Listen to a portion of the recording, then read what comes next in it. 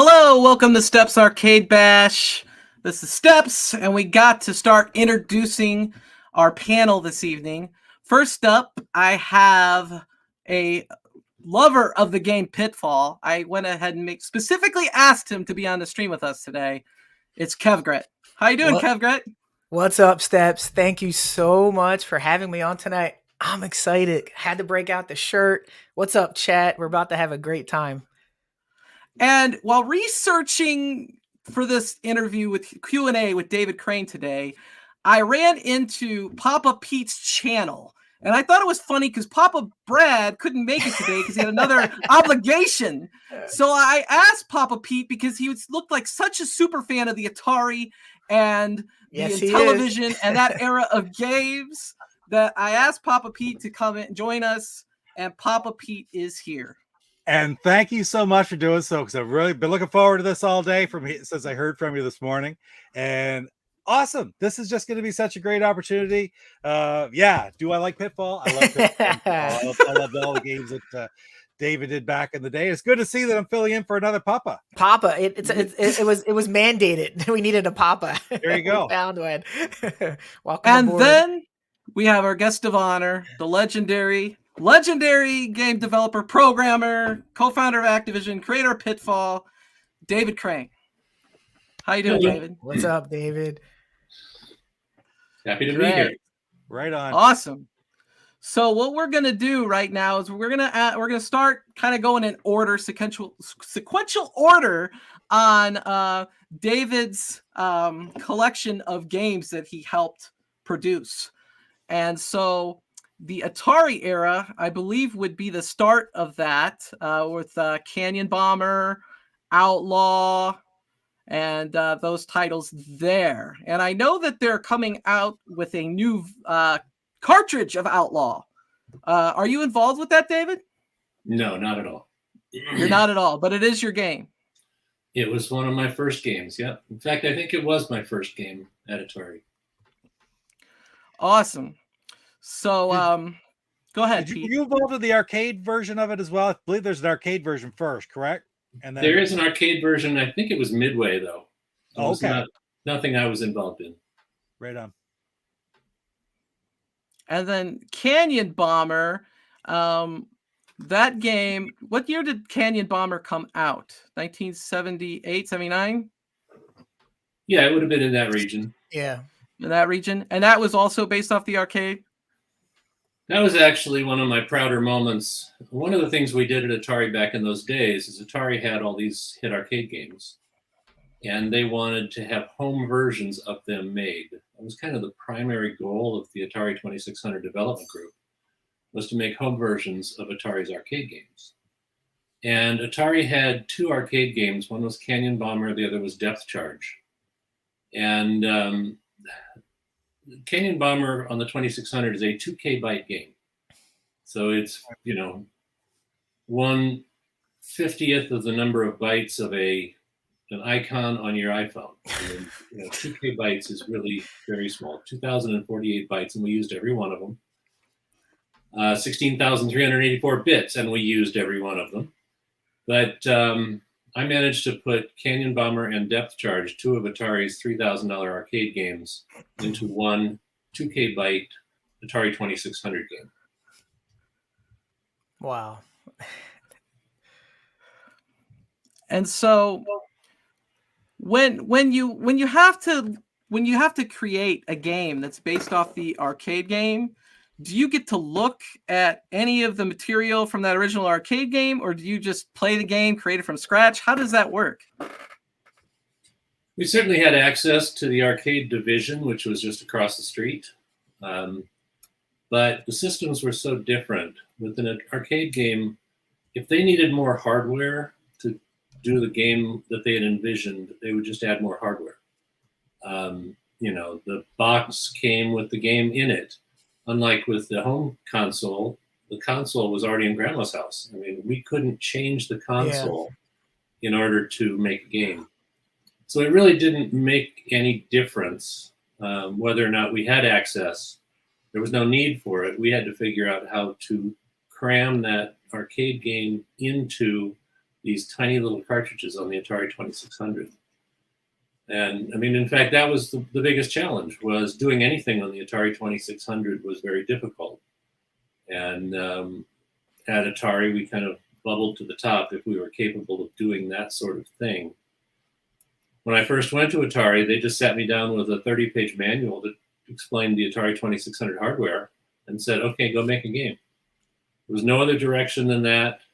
They had a list of games that people had thought of, besides arcade games, that people had thought of but never did. And we almost took that as here's games not to do, because someone else already decided not to do them. And we'd go off and do whatever we want. But it was completely on us, just individually. Here, sit down at this console and make a game. Did you ever take one of those games that was sort of cast off by somebody else, or any of the ones that you ended up making from that list? Or did you find that there was good reason that they put them in that list? Because sometimes people just look at something and don't envision the same thing, and somebody can make a masterpiece out of something that somebody else just doesn't see any promise in. There wasn't really much substance to the list. It was a list of just concept names, like they might say volleyball or foosball or something like that. And we would come up with our own reasons for making the game, since it was entirely on us to decide what to do. David, you said that the Atari was basically for to bring the home arcades, but when you start looking at the titles that were released right after Canyon Bomber, it was basically all of your stuff, not based on any home arcade. Was that like a philosophy change with you or with Atari that said you can just go do whatever you want to do at this time and try to do the home arcade stuff, but if you want to be creative, you could do whatever you want? Well, it doesn't take long to run out of arcade titles when you've got a staff of 30 people making video games for the Atari 2600. So you had to do a lot of original. And I mean, we're not there yet, but at Activision, we didn't own any arcade hits. Yep. So every game we made had to be original. So you could say that was a philosophical change. But that's later when we talk about Activision. Yeah. Awesome. So I suppose, looking at the ones that you did, Slot Machine, was that the other one that you worked on? Yeah. Were those the main three that you did for Atari? I believe so. My mother was one of those people who liked to, play slot machines the times she went to Vegas. And so I just made that for her. I'm making video games, and this is something she wanted. So I made the slot machine game. And that was a lot of fun. But Outlaw, Canyon Bomber, Slot Machine. At about that point, the Atari 2600 or Atari 800 hardware was being developed, and they needed some software for the Atari 800. And they did what was probably a really stupid thing, is they took their top game designers and put them on the Atari 800. We ended up making the operating system for the Atari 800, which does not require video game design capabilities. But it was just, we were the most senior people at that point. So I stopped making games in general. Although I took people for the technical knowledge of it, but the imagination that an actual game creator, a good designer has, that's sort of lost when you're starting to make operating systems. I ended up doing the graphical side of the operating system, creating tools that you might use for drawing and painting and other things that you could then call on the operating system to use for making games for it. That got some use, but so I kind of concentrated on that side of it and let other people deal with the hard drive controller and that sort of thing. Yeah, really. Did you program anything before you went to Atari, or was that your first time? Well, I was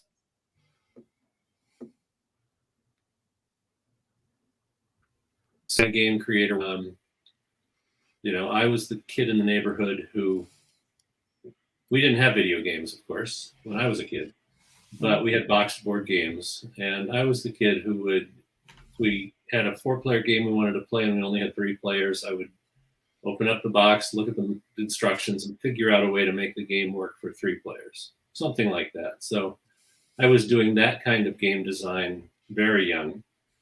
Again, there were no video games, there were no computers, there was no electronic hardware, there was nothing connected to TV sets, any of that sort of thing back then. So that was kind of the highest tech it got. And then I was very much into, I wanted to do high-tech gadgetry, sell it on late night TV. Ron Popeil was sort of a hero of mine at that point. I don't know if you remember him, but Oh yeah. he was the guy with the Vegematic that he showed on late night television. So I got an engineering degree and was working at National Semiconductor, working on brand, new chips, integrated circuits. And I was playing tennis. I've also played tournament tennis since I was born, practically. And Al Miller, who was working at Atari at the time, was my tennis doubles partner in tournaments. Wow. And he and I were playing tennis one evening, and he brought out an ad that he had written to hire more game designers at Atari for their 2600 division. He was about to send that ad to the local newspaper, try to get people to make games, asked me to proofread the ad. And I proofread the ad, said, well, this actually sounds like it's kind of like fun. And I went back into National Semiconductor, where I had a computer that I had built from scratch based on their SCAMP microprocessor, including a word processor I wrote for it, and wrote up a resume on that computer. I showed up 10 a.m. the next morning. I got a job offer by 2 p.m. that day. So from the time I read that, proofread that ad for Al, until I was offered a job at Atari was less than 24 hours. Wow. Now, what's interesting is that was in 1977, and I had attended a conference called Gametronic 76 in the Bay Area, which was one of the first game conventions. So I was definitely very interested in what was going on. Little freeze. I started with some trepidation, not necessarily being certain that I wanted to program for a living. I was an engineer. I designed electronic circuits and such. Yeah. So that was the first game I programmed on a microprocessor. But I had actually built a tic-tac-toe playing machine in college, and one when I was 12 years old as well. So, gaming and electronic gaming and such were in my blood, there's no doubt. But yeah, Outlaw was my first actual game that I programmed. Over what span of time were you at Atari? Like the last game you did would have been Canyon Bomber, right? Was the last one. Did you do Slot Machine in between, or maybe Slot Machine was the last one? Yeah, I don't know what the order was. Anyway, by that point, I mean, it was starting to get some bigger titles. You must have been seeing some of the issues that, the lack of credit for the work you were doing. At what point did that sort of kick in, I guess is the way to put it? Well, what's interesting is, like I said, I designed a custom integrated circuit based tic-tac-toe playing computer because I needed a project that I was a project leader of 6 people, and I had this project to do. It's kind of it was just something we did in engineering school. And the only reason I made it was because I needed a project of some kind, and I had programmed, and I figured out tic-tac-toe, not too difficult. But so I was very strong in digital electronics, which was not even being taught all that well in engineering schools at that point, because it was kind of new as well. But I took the job at National Semiconductor in their linear chip division. Now that's voltage regulators, op amps, all sorts of things that you don't hear much about, because I had all the theory for linear circuitry, but none of the hands-on. I had no practice. So when I went to National to take that job, I spent just under 2 years there, and I was done. I had gotten my hands-on experience in that part of the electronic field, and I was done. And that's when the Atari opportunity came up. Right. And I spent about 2 years at Atari getting that experience and training in making video games and that sort of thing. And what had actually happened at Atari is the company was very much in flux. Nolan Bushnell was still the CEO when I got there, and I worked a little with Nolan. But they had already sold the company to Warner Communications, and Warner was booting out the old program president and such. So Nolan was gone. They put a guy that should never have been in charge of a video game company in charge of Atari, and it just started getting a lot weirder and not a fun place to work anymore. Yeah. And while all that is happening, the marketing department at Atari circulated a memo, and this memo that was the impetus for the founding of Activision. The memo was basically the previous year's cartridge sales on the 2600 and ordered by percentage of sales. So here's one that did 20% of our sales for last year. Here's one that did 15% of our sales for last year, all the way down to the top 10. And we looked at that list, and it didn't have any numbers on it, just percentages. But it said, what they said in the marketing department on this memo is they said, do more of these up here near the top and fewer of these kinds of games near the bottom.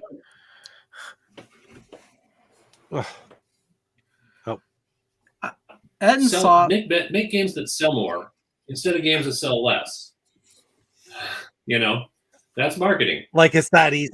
It's that easy. It's that easy. But what it also showed us is we looked at it and said, hey, wait a minute, I did that one and that one and that one, and Larry Kaplan did that one and that one, and Al Miller did that one and that one, and Bob Whitehead did that one and that one. And the four of us who just kind of gravitated together, we went to lunch together every day. Yeah. And we looked at that memo and said, wait a minute, we were responsible for 60% of Atari sales last year. And we were making $25,000 a year salaries, nameless guys back in the lab. And we said, well, this is ridiculous. This proves that the four of us know what we're doing. We're good at this. We should be recognized in some way, both financially and just recognizing us as authors. And we went in to see Ray Kassar and presented that case.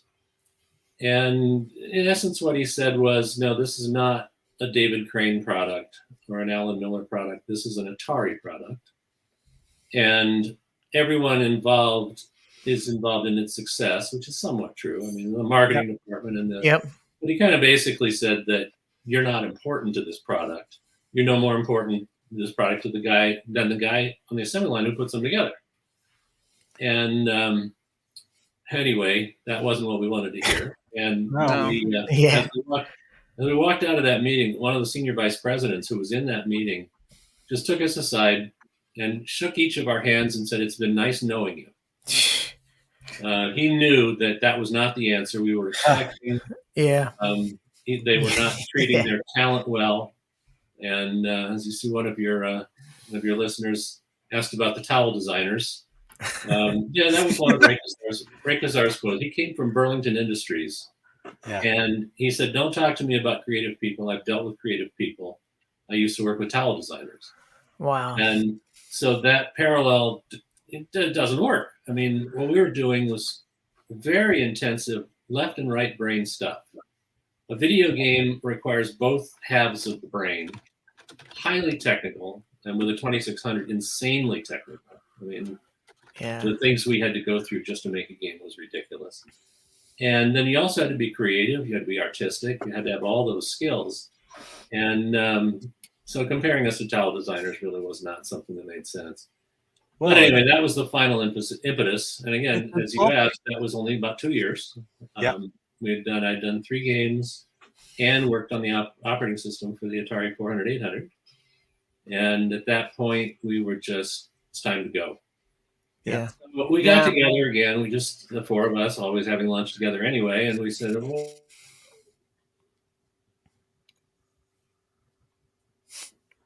doing is they were hiring consultants to do part of that operating system and basically paying them an hourly rate that was 3 times what we were making as employees. Right. And we said, well, we could just leave, form our own company and consult back to Atari and triple our salaries real easy. And I have to give credit to Al Miller, who said, that's ridiculous. Let's just form our own publishing company and make games.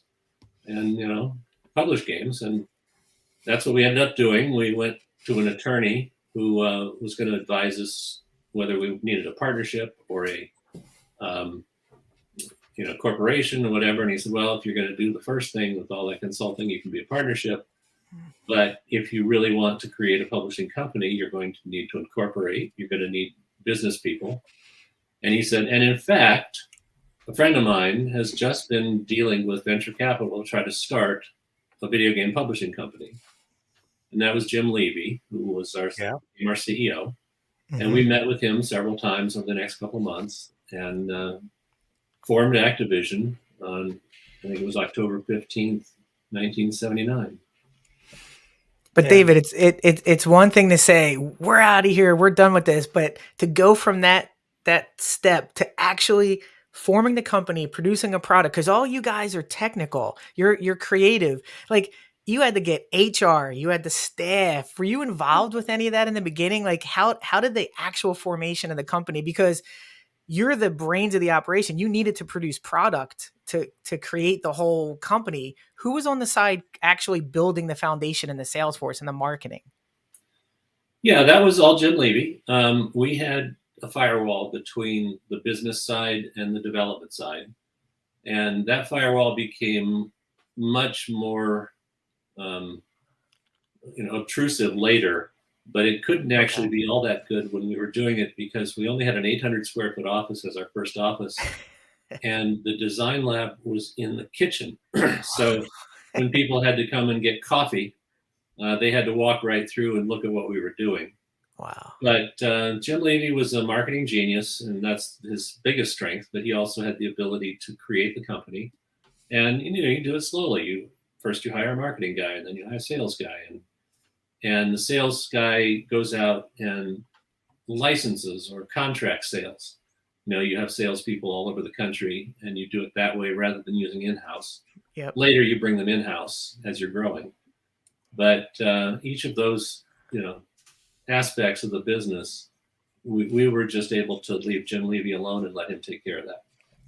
And David, just to follow up, how quickly did you expect Atari to sue you guys after you formed that? Was it basically expected, or were you surprised when they came after you the way they did? We had budgeted a $40,000 budget in our venture capital raise to fight the lawsuit. We knew they would sue us immediately. Yep. Yeah. It was the very first group to do so. I mean, you took the first steps, right? Yeah. It's really it's paved the way for other companies. Well, in fact, everybody knows Activision's games. We made the best games, when I say so myself. And, but the biggest things we did were not necessarily our games. For example, we gave credit to the designer as if they were the designer of a book. That was something nobody had ever done. There were a lot of companies out there with game consoles like Mattel and Television, Odyssey, Atari. And at the time, if you wanted a game to play on that console, you bought it from that company. The company that made the console made the games. Mm-hmm. Yeah. So Activision became the first third-party publisher of video game software. We did not own a console, but we made games. So that's a big deal. Yeah. I was at a game developers conference a few years ago, and 600 people in the audience, and I just asked how many people here work for a third-party publisher, and it was basically everybody. I mean, there were a handful of guys leaning against the wall, didn't raise their hand because they work for Sony. And Sony makes games for their consoles as well. Yeah. Yep. But that was a big change in the industry to create the first third-party publisher of video games. Yeah, because there's a lot of big third-party publishers even right after Activision. So that was huge. The first game you did with Activision was Dragster. I'm going to show a quick 10-second clip real quick.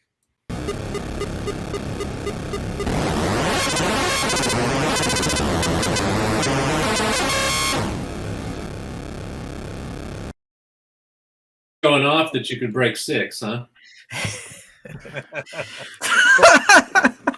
I wish. I think I got that from somewhere, but yeah, that is breaking 6, because that was a big to do when I started doing some research on that game, was the world record. And I saw with Dragster, it was like, was that the first game where a company went out and said, send us pictures of your high scores or your speed or your time? Yeah, that was another thing that Activision pioneered. And, Microsoft thinks they invented achievements, but in fact, we did it back then. Yeah. And we had 6 or 7 people working full time answering the letters. So we send out, take a picture of your screen, usually using a Polaroid camera. And if you had to score above a certain point or below, in this case with Dragster, you would get a patch and a signed letter, and mention in the newsletter if you were the highest score. And at one time, Pitfall was generating 14,000 letters a week. Wow. Wow. Yeah. So, and that was all done for free. There was, I don't know, there may have been send in 50 cents handling or whatever, but that was all done for free. And to answer the questions came up on the screen. That was all Jim Levy. He just thought this was a brilliant idea. And like I said, he was a marketing genius. So those kinds of things were his bailiwick. The Atari television commercials were good. But the thing I always remembered that was sort of unique, it stuck right in my mind, is I can still remember listening to radio commercials for the Activision games. The games talk about Laser Blast and Freeway, and then when Pitfall come out, it was huge. But, by programmer David Crane. And it used to play during, when I was a kid, I'm talking, 13, 14, and you'd be listening to something like the top 40 of the week, which used to be sent to all the different radio stations on albums, actually. And built right into these albums were the ads for the Activision games. And that was thinking outside the box for marketing. I remember that 40 years later, right? I got those ads were so cool. I wish I could find them. I've never been able to find them online, just the audio ads. But they'll never leave my mind. I remember listening to them every week and loving it. Well, Jim Levy came from the record industry. Right? He was an executive at GRT Records and Tapes, and that had been his previous position. And he then, after Activision, years later, he bought a series of radio stations, and so radio was always in his blood. Wow. But one of the bigger things that we did was the first commercials in the movie theaters. Oh, okay. When they were doing trailers, we put out these commercials, and you might find online there were two-minute commercials. Most of them were 30 seconds, but there was one for Chopper Command and one for Star Master. And I was in the movie theater the first time it was aired, and it was really kind of like holding our breath, because you don't go to the movies to see an ad. Yeah. You certainly didn't back then. Yeah. And at the end of the Chopper Command commercial, I think it was, which is really well done, helicopters flying through the desert and all sorts of things, the entire movie theater cheered. Wow. As well, it was our target market, these people who go to summer movies with kids who have video games and whatever. And they could have been cheering for, hey, great, Chopper Command looks like a great game, I want to buy it. But the quality of the production quality was so good that it was just, it was beautiful. You were there. I was in the theater for the first showing. I was warned. How did that make you feel when people reacted like that?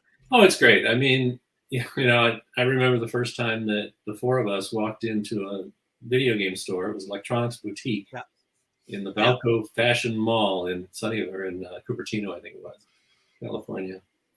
And the guy was at the counter. He was unpacking his shipment of Activision games.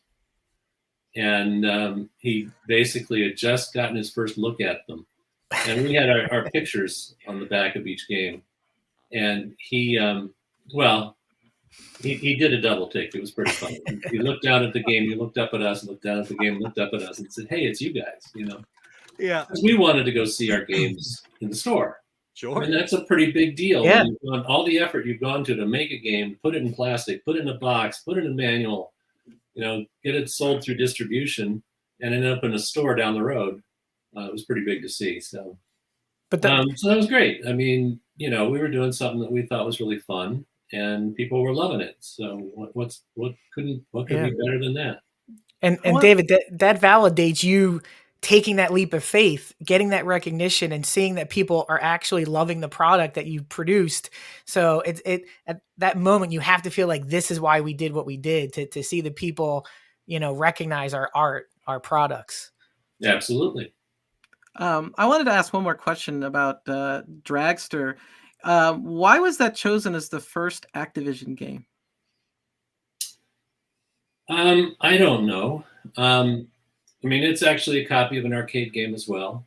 So we had to figure out some games, and there were 4 of us working in the lab, and it was just a blank slate. We had no direction. Where do we go with this? We don't own any arcade titles. And I had just developed a technology that made it possible to put that drag racer on the screen on the Atari 2600. Wow. And it's an insane piece of code. I mean, it's so insane that I found out years later people were still stealing it out of the ROM and not understanding how it worked. They would just pull it out and plop it down into their game. So I developed this technology, and what I would often do is I develop a new way of making the Atari 2600 jump through hoops. And so I'm creating these new programming techniques and just weird ways of looking at it out of the box. And when I had developed that big moving object, I said, well, what big moving object makes sense? And it was a drag racer in split screen. Again, copying an arcade game that was out there called Drag Race. But anyway, so it often happened that I would develop some new technology, and that technology led to a particular game. Mm-hmm. And then was Fishing Derby after that? Right after that? Yeah. Yeah, we have a question on Fishing Derby from the audience. Did the Shark and Fishing Derby have a name? I don't think I ever named them. No. What was interesting is I developed Fishing Derby because I developed the fishing line, which technology you will also see later in Laser Blast and again in Pitfall as the swinging vine. And that was a way of using a single sprite but shifting it down the screen to make a movable object like that could take any angle. So when I did that, I said, what does that look like? And again, it looked like a fishing line. And so I started putting fish on the screen. And that was pretty funny because, again, I told you that people walked through the lab to get their coffee. And at one point, I had all of the fish in Fishing Derby just swimming back and forth, randomly back and forth. And people would come in for their coffee, and then they would turn around and they would see Fishing Derby. They would see what looked like an aquarium. And as people do, they would get mesmerized by the movement of the fish. They would just kind of stand there mesmerized by the fish moving back and forth. Then I created the ability to catch the fish, which was, Fishing Derby, your pole could get longer or shorter, and it would drag the fishing line with it. And you're trying to drag it back and forth through the water until you get close to a fish's mouth, both height and width, in both X and Y position. And if it's close enough, it would, grab onto the line, or get hooked by the line. And it was boring. It was mesmerizing. It looked like an aquarium. That was all great. You can go out and fish. And I guess, I'll probably get cards and letters for this, but fishing was boring with, if that's all you were doing.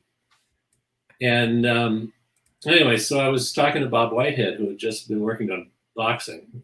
Boxing is another one of those places where special technology was used to make those boxers.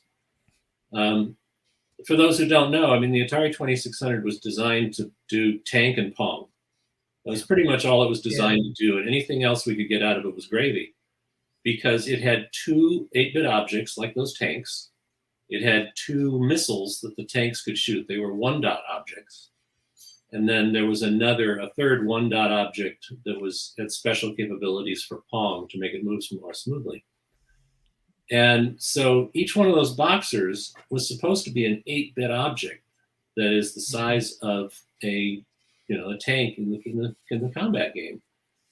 Bob had figured out how to do what we call mag shift, which is use its capabilities to be both multiple copy and extra wide pixels, and to do that on a line-by-line basis on the screen. And I just said, we need something. If we put a shark trolling along in the upper level, then now you've caught the fish, but there's some play mechanic to actually getting the fish past the shark. And he created the shark graphically, and we put it in, and that all came together. A video game has to have rewards. It has to have perils that you go through to achieve or bypass or whatever. And it didn't have it until the shark went in. Fishing Derby is kind of a special game to me, actually. I've always, this is a copy that I've gotten since, but I have a sister who is 18 years older than me, and I can remember this is the game that she gave me for Christmas when I was 10 or 12 or whatever it was. So I've always had that great memory of this game, and it's just a lot of fun to play. It's just, some games, every game has can mean something special to different people, and that's just one that has a very special meaning to me. So thank you for making Fishing Derby, because that's probably an overlooked game too, wouldn't you say? Like, people don't normally talk about Fishing Derby. There isn't a lot of talk about it, I suppose, but it was in our first 4 releases, and that was a big splash when the company shows up to compete with Atari making cartridges. And again, that was our first 4 releases, so it was a big deal at the time. But I'm always glad to hear from people who enjoyed my games.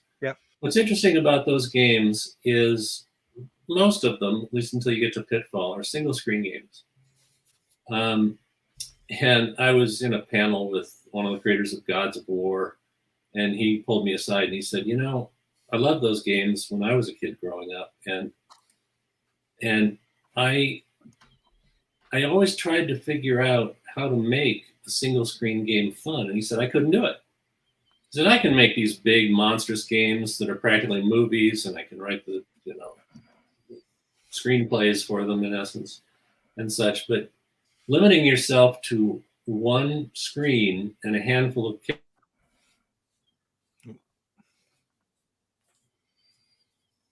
is not easy, I can tell you. So that's what every one of those games were like that.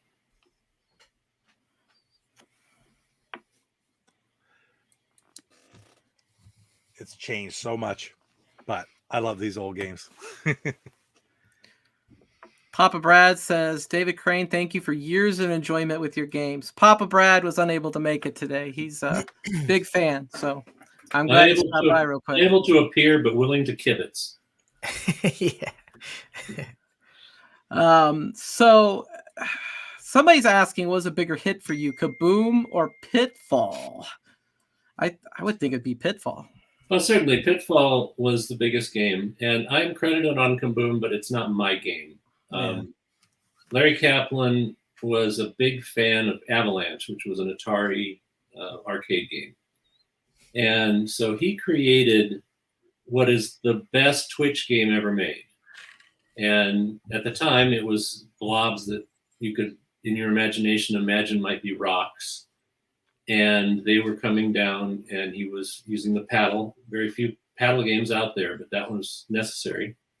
You had to have a paddle to play that game. And he tweaked it within an inch of its life until it would just get fast enough that you had to go almost nuts to play it. You get in the zone, and you were actually anticipating where the thing was going and what the pattern was going to be. But it was just a blank screen with blobs that, like I said, you could imagine were rocks falling and a paddle at the bottom, which is kind of what the Avalanche game was like. But in the arcade, they looked like rocks. So I looked at it and I said, we could make that more Activision by giving it a theme. And I created a Mad Bomber at the top and turned the rocks into bombs with fuses, sparkling fuses, and figured at the bottom you should catch it in a bucket of water, since it's, that would put it out or whatever. So all of the audio visual effects that you see in there were me, but the gameplay was Larry Kaplan. And as I said, it was the best Twitch game ever made. And you got to make sure you give credit to Larry for having done that. David, whose idea was it when the bomb explodes to have the Mad Bomber smile? Was that because I always find that because I was playing it today and I was like, I always laugh when the bomber smiles when you die or lose your bombs. Well, it's even more than that. It seems to me that he frowns when you catch it. Yes. You know, so I guess you could say that's one of the first depictions of emotion in a video game, for all I know. Yeah. But yeah, I mean, that was me. I mean, I look at Yeah, these that was things and I awesome. say, what can I do to make these cool? And those kinds of things are the kind of thing you do. The other thing that's really hard to see is if you play Kaboom now, you probably play it on an emulator and on a nice monitor. And if you look, he looks like, I don't know, it looks like he's got ribs sticking out of his sides or something. We often at Activision used the deficiencies of an old television set to our advantage. And if you drew that Mad Bomber with 1 pixel in between his torso and his arm in both sides, it was way too much. This guy's only 8 bits wide. There's only 8 pixels there, right? Yeah. So what would happen is if you tried to turn a pixel off and then turned it back on in 1 pixel on certain colors, it would blur. It would, it would bleed. There would be color bleed. And I designed the Mad Bomber using color bleed intentionally so that on a television, on an Atari 2600, he looks a lot better. He looks more soft and, more detailed. Yeah. Try that sometime. Put it up on an emulator and then put it on your Atari 2600, which I'm sure you guys have, right? Yeah. And look at it on an old television set, and you get that effect. When we started the company, we had a choice. We could have bought high-end monitors for every station, and instead we drove over to the Montgomery wards in the local mall. And my grandma worked there. Yeah. Yeah, and we bought their 19-inch, about their 19-inch television sets. Wow. And used them for all of our development because you want to develop on the target of what your players are going to see. I don't want to, do something on this fancy monitor and then find out it looks terrible in the home when they finally get there. So that's just one of the kinds of things that we did at Activision to make sure that things would look good for you as the player. That's also one of the only paddle games that Activision designed. Why do you know why there wasn't any more type of paddle type game? Since you had the mechanic down with Kaboom, I would think there would be other kind of like things you guys could do with it at the time. Yeah, I don't know. We certainly, Atari basically gave up on the driving controller while I was still at Atari because you bought it in-packed with Indy 500. Mm-hmm. And we would have loved to use that controller to make other games.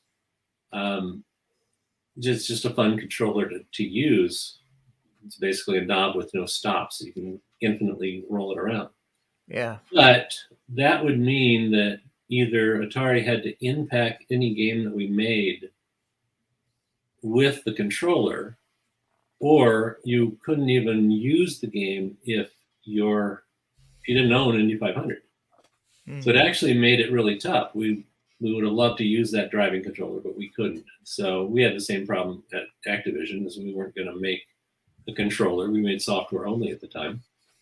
And anyway, so the paddle's kind of the same thing. You had the paddle because it did come with the system, but I just don't remember having any conscious decision. Just that we used the joystick, and the joystick was great. Yeah. And also in that era, we were doing a lot of single-player games. I'm not even sure how that happened, but the Atari 2600 was designed to play 2-player games. So look at Tank and all of the games that they do, which is how the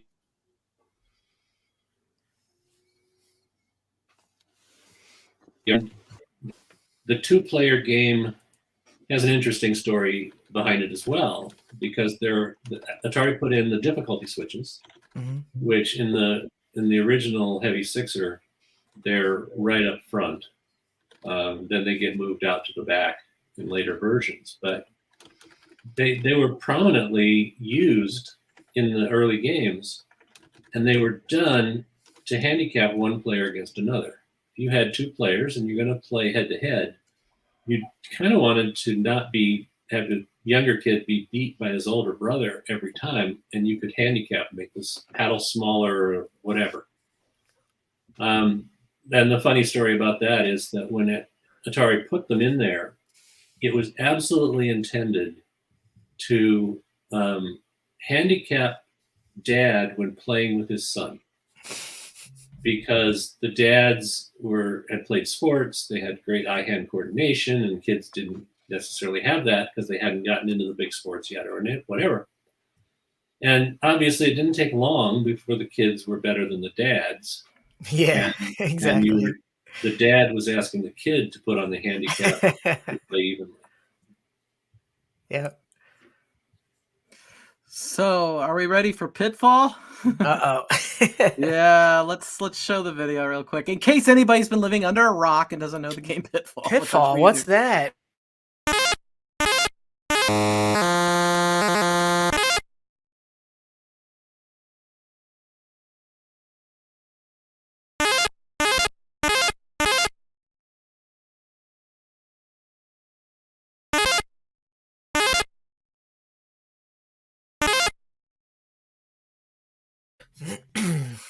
Yeah, that game had to inspire so many games that I played throughout my childhood, because when you go back and you play that, it just like you think, man, this reminds me a lot of like things from Super Mario Brothers, Sonic the Hedgehog, a lot of those platformers.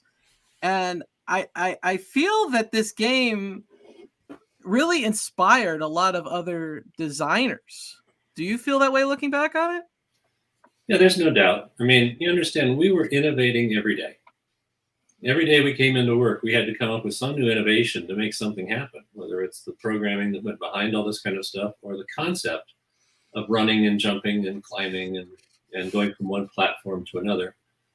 I mean, the genre came to be called platform games. At the time, we just called them run, jump, and climb games. But, Pitfall was the first of those. I mean, it might not technically have been the first. There may have been earlier ones that did some of the other stuff. But while I was developing that game, I knew it was a big deal. There was no doubt that it was.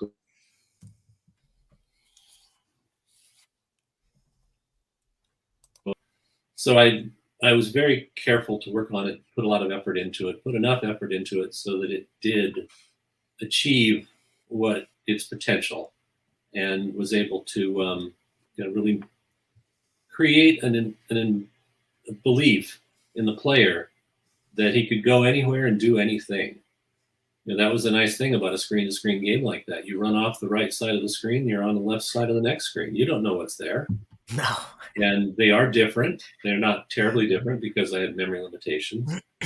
But, you could theoretically, with a platform game like that, you could run out of the jungle into the city and run through the city and end up on the docks and jump onto a boat and travel out into the ocean. You had the ability to do all those things. We just didn't have the memory to do it. But so I put a lot of effort into Pitfall, and that effort was rewarded. It became the biggest selling video game of all time at that point. Its origins go way back. At the time, when we created Activision, video games were pretty much non-human characters. There were tanks, and there were, jet planes, and various things that were not actually human characters. And I had spent a lot of time creating a guy that looked human in 8 pixels. And that's really a challenge. I mean, try it sometime, and you'll end up with Pitfall Harry if you not the only choice, right? Yeah. And so, every time we finished a game, polished it off, sent it off to manufacturing, we'd sit around and say, well, what are we going to do next? And we try to figure out what kind of game. I was always inspired by things around me. Freeway, for example, came about because we had just been to CES, and I had watched a guy trying to run across 10 lanes of Lakeshore Drive around McCormick Place. And I think he was doing that because the parking was $5 less on opposite the convention center, and he would, park over there, save $5, and risk his life to run it. For I fun. nudged the guy I was riding with, and I just said, "No, there's a good idea for a video game right there." And anyway, so I get my inspiration from things like that, or from some new cute technology I'm able to create. That original game was called? Well, that's a story in itself, but Always Outcast. Off track. Sorry. But with Pitfall, I had this little running man, and each time I finished a game and started to look at the next game, I tried to use him. And I created a cops and robbers game, and it didn't work out. Mm-hmm. We often had game ideas that didn't work out because the hardware was so limited that you would love to be able to put, I could make this a great game if I could put another hazard on the screen, but I'm out of objects. That sort of thing would happen all the time, and it happened in the cops and robbers game. But it was at some point I finally sat down. It's my time to go, and I said, "All right, I'm going to use this little running man if it kills me." So I took a blank sheet of paper and I drew a stick figure of a little running man, and asked myself, "Where is he running?" Drew a couple lines to be a path that he's running on. Where's the path? I drew some trees, called it a jungle. Raiders of the Lost Ark had been out in movie theaters, and so an adventure in the jungle seemed like a good thing to do. I drew some rolling logs and other things that were going to be on the path as hazards and treasures, and eventually added the scorpion and other things like that. But I finally figured out how to use the little running man, and that was the game that became Pitfall.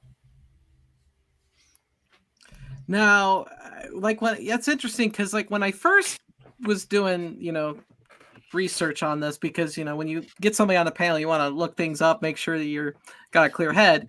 And I saw people saying, I saw a question somewhere that says, what was Pitfall inspired by? And the answer was Indiana Jones. But my first guess was Tarzan because of the swing. And when I did that, I go, oh, this is Tarzan. It just reminded me a lot of Tarzan. So it looked like you chose a lot of different inspirations for Pitfall. The most obscure inspiration was a 1960s cartoon called Heckle and Jekyll. And Heckle and Jekyll were described as two talking magpies. Yep. Now, I grew up in America, and I didn't know what a magpie was. It seems like that's sort of a British thing, but it was like crows, ravens, Yep. whatever. And anyway, so they would always have these adventures where they make a fool out of the local constabulary who was played by a dog, and such. But there was a lead-in at the beginning of that Heckle and Jekyll, every cartoon. And it was, one of the scenes has Heckle and Jekyll running along a lineup of crocodiles with their mouths open. And the mouth would snap closed just as they ran past it. So it was a very close thing, but they could do anything. They could take on crocodiles and survive. And that must have been an impressionable youth when I was watching that, because the alligators in Pitfall are directly taken from that Heckle and Jekyll cartoon. And yes, the Tarzan yell, although half the people don't get it, and half the people do. I mean, when my dad first saw it, he said, "What was that loud buzzing noise while you were speaking?" And he didn't get it. But yes, that was the Tarzan yell. And the fact that I put it in the jungle is really the only inspiration from Raiders of the Lost Ark. Yeah, David, those crocodiles got me. Yeah. Oh man, you had to get it right. Yeah, yeah. You had to find that sweet spot, or else you were done. But that answered Go Games Go question. Go Game Go's question too, because he asked if the alligator inspiration was from the James Bond movie where he did that. I think it was Live and Let Die. He runs across the heads of the alligators. Yeah. No, it came from Heckle and Jekyll. Yeah. And I have to say that what was that movie that came out recently? The Jumanji second remake, the second copy. I saw that. Yeah. There is a place. There's a place in that movie where there's a pit of alligators, and they jump over that pit of alligators. And I was disappointed that they didn't have them run across the heads of the alligators. Well, Because Jack they Black did was have- in that too. They had a lot of Jack Black and his connection with Pitfall and commercial, yeah. But they also had a lot of video game references in that movie. That was kind of intentional. And I thought, boy, they missed a bet. They could have had the Pitfall alligators in there. David, I have a question about the design of the game, because it's 255 possible screens, and when I talk to people, I don't think they knew there was an actual ending. They're just running around trying to get treasure. And I was wondering, when you were designing the game, were you worried about people not understanding like there is an actual end or how to get there? Because, as a 10-year-old kid, I don't think I finished it till I had a chance to look it up on the internet and see, is there an end to Pitfall?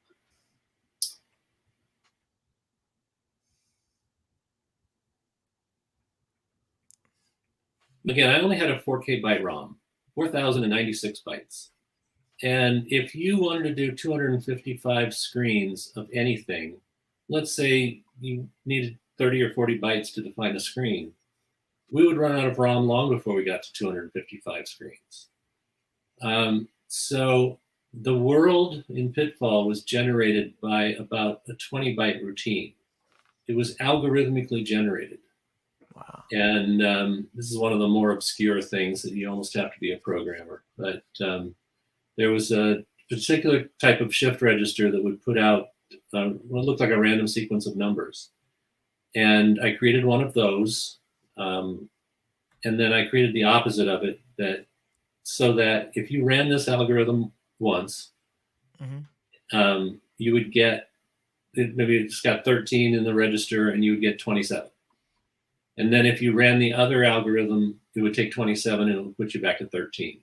So I had the ability to generate a sequence of numbers, completely random, seemingly random sequence of numbers. And I would take several bits out of the 8-bit value, and I would say, this is what the tree pattern is going to look like. This is what the path is going to look like. This is what kind of pond or pit, whether it has alligators or not. All of those things would be determined based on that number. Wow. So as soon as you run across the screen, it builds the screen based on the 8-bit number that's in this algorithm. Wow. And it's very, very obscure, very, technical, but so that meant that I didn't design the world. The world was mathematically generated. But what I could do is I could decide, it was a circular pattern. So when you finally got to the last number, it would give you the first number, and then forever it would loop. What I could do is I could start you at a particular place in the sequence. And so I very carefully looked at the sequence, because what I wanted to do, and what all Activision games wanted to do, was we wanted to make it so you didn't have to read a manual to play the game. To do that, you really have to ease people into the game. I mean, if the first screen was alligators, people would have just turned off the machine and thrown it, right? Yeah. Would have thrown it away. So I found a place in that sequence that let me start you out just learning that move the joystick to the right, it runs to the right. Press the button, it jumps. Then it got to a place where you have to jump over these paths, and then you see that you can climb down and get into the underground. And it basically introduce you to the skills you needed to have to play the game before you need those skills to play the game. Yeah. So that's another little thing that we put into our games that nobody realized. You said, this is fun. I don't know why this is fun, but it's fun. Yeah, exactly. There's even a bigger one, and that was in Pitfall, if you want to jump laterally from a standing start, you have to press the button and move the stick to the right at the same time. Now, that's happening at a 60 frames per second. So 60 times a second, it's reading these controllers, which meant you had to hit that button at the exact same 60th of a second as you move the stick, or it would just jump straight up, or it would start running. One or the other, it wouldn't jump laterally. And so to do that and jump across the heads of the alligators, you would just die continuously. So I put in a little known capability where it would read the controller for left and right up to 4 frames after the button was pressed. So it would make sure that you could be a little sloppy. Yep. You could press the button and, move the stick. You didn't have to hit it on the exact same. You at least had to do it within a 16th of a second, but not a 60th or whatever. It would have been just too hard. It would have been too hard. Is that why it always felt fluid when you hit that jump button? It never felt like if you died, it was because of the controls. Is that because of that slight input frame thing that you put in? Absolutely. If you design a game and the control mechanism gets in your way, it will never be a fun game. So you have to basically make it do, A, you have to make it do something smoothly and easy, and B, you have to make it do it the same every time. So that if you played this game twice and something different happened when you did the same thing, it's a terrible game design. So the stuff that goes on inside these games is very critical for making it fun to play. Wow. Control mechanism on that with Pitfall. The one thing, because I'm a big Intellivision guy too, and I got the Intellivision version here, which you ported that over, correct? I did the coding on that because we decided we were going to start doing Intellivision games, and we had to do a prototype.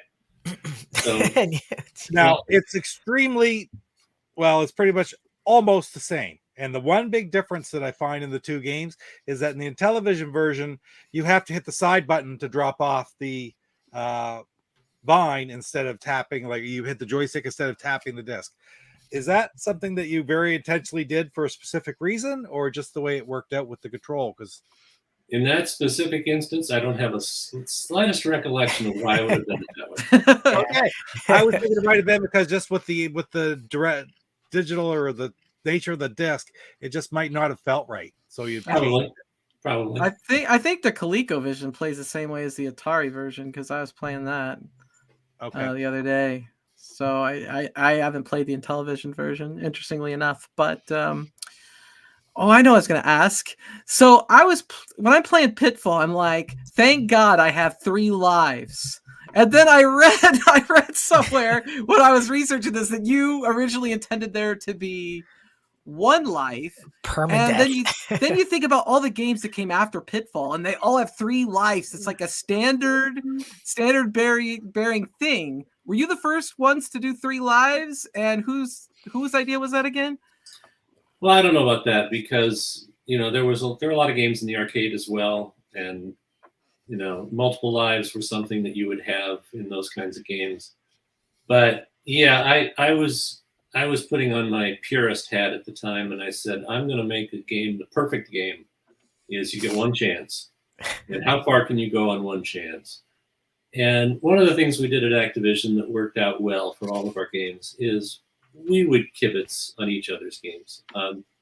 If you weren't working hard on your own game, you were in the middle of some aspect of it, or it's in testing or whatever, you would look at everybody else's games. We would play each other's games, and we were harsh critics. I mean, we could say that doesn't look like that you have to do a different sprite because it doesn't look like what it's supposed to be, or that's a stupid idea, do that. And I got that's a stupid idea on the single life.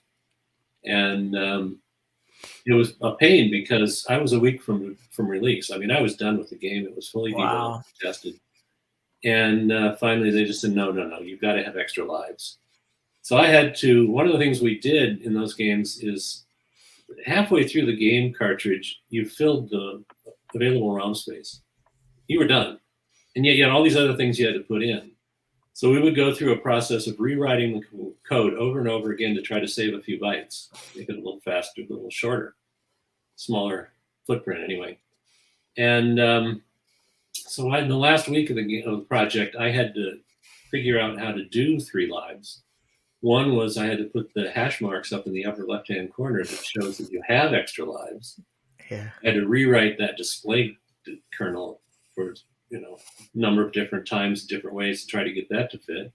Find enough bytes to do 3 lives, and it was really a big challenge. But I'm glad I did. I mean, I never thought Pitfall was all that difficult.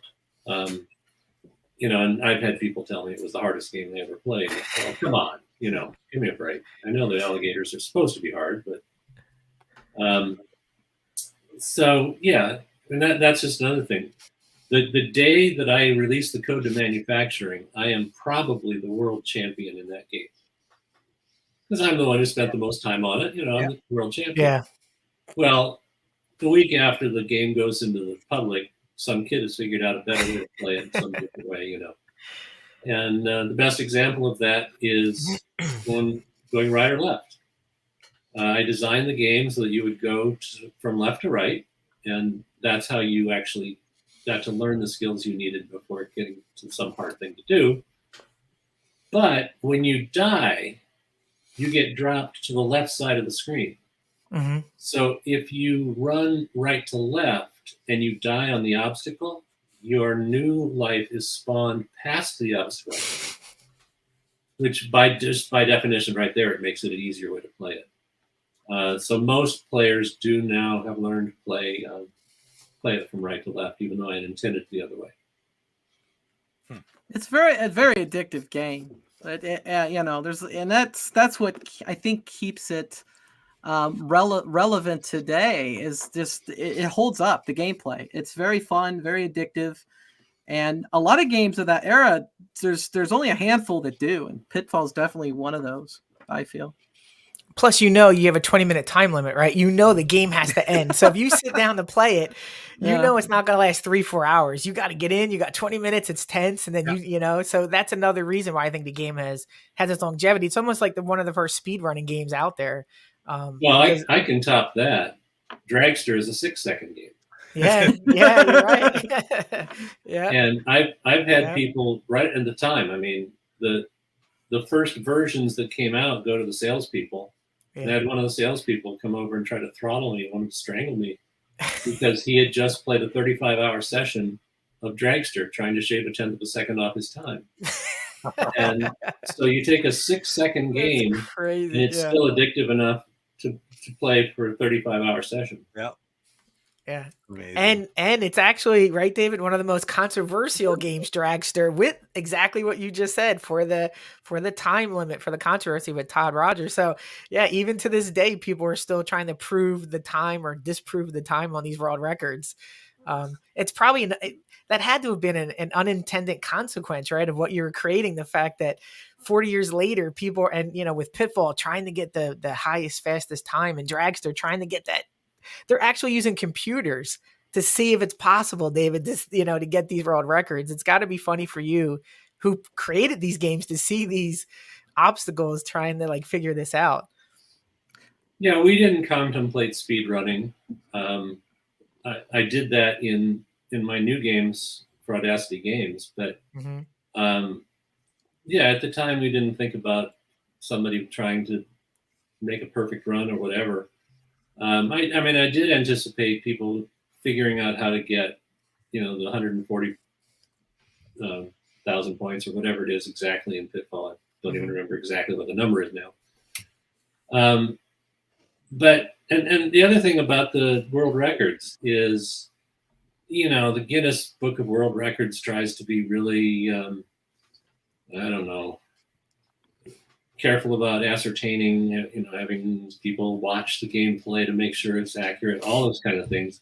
Yeah. We were just doing kind of a fun marketing thing so you can get your name in a newsletter. Yeah. And as I said, we were getting 14,000 letters a week. And sometimes we had 7 or 8 people working on them and opening up, That's insane. Looking at the score, making sure the score was right, putting them in the pile to send the thing out. And I've had discussions with people who just have crazy ideas about this whole world record thing. Is where are the record? Where are the photographs? I want to have the photograph of that world record. Yeah, we probably saved them for a week, 2 weeks. I mean, given the numbers that were coming in, that was not our job. Our job was making games and getting patches out to people who had done something worthy of getting a patch. Yeah. So yeah, it's a little weird that it's gone that crazy. So cool. Yeah, very cool. What Pitfall games were you responsible for? Because there's some Pitfall games that you had nothing to do with. I know that. Yeah, I wrote Pitfall and Pitfall 2 on the Atari 2600. And we had those games then ported to a number of different platforms. And except for the Intellivision, I also did the Intellivision one. Except for the Intellivision one, there was no reason for me to be involved in creating a port, because the idea of a port is it's supposed to play exactly the same. So my job was to create new and original stuff. Yeah, exactly. And so I wouldn't be wasting my time working on a port. I mean, backing up, the reason I worked on the Intellivision that way was because I also designed all the hardware. Remember how I was a hardware designer and I wasn't sure I wanted to program for a living? Yep. Yeah. I always got to go back and do hardware, and I'd create the development systems that we would develop games on. And so in the process of developing the development system for the Intellivision games, I needed a test platform. So I said, all right, well, I'm going to make Pitfall and prove that I can make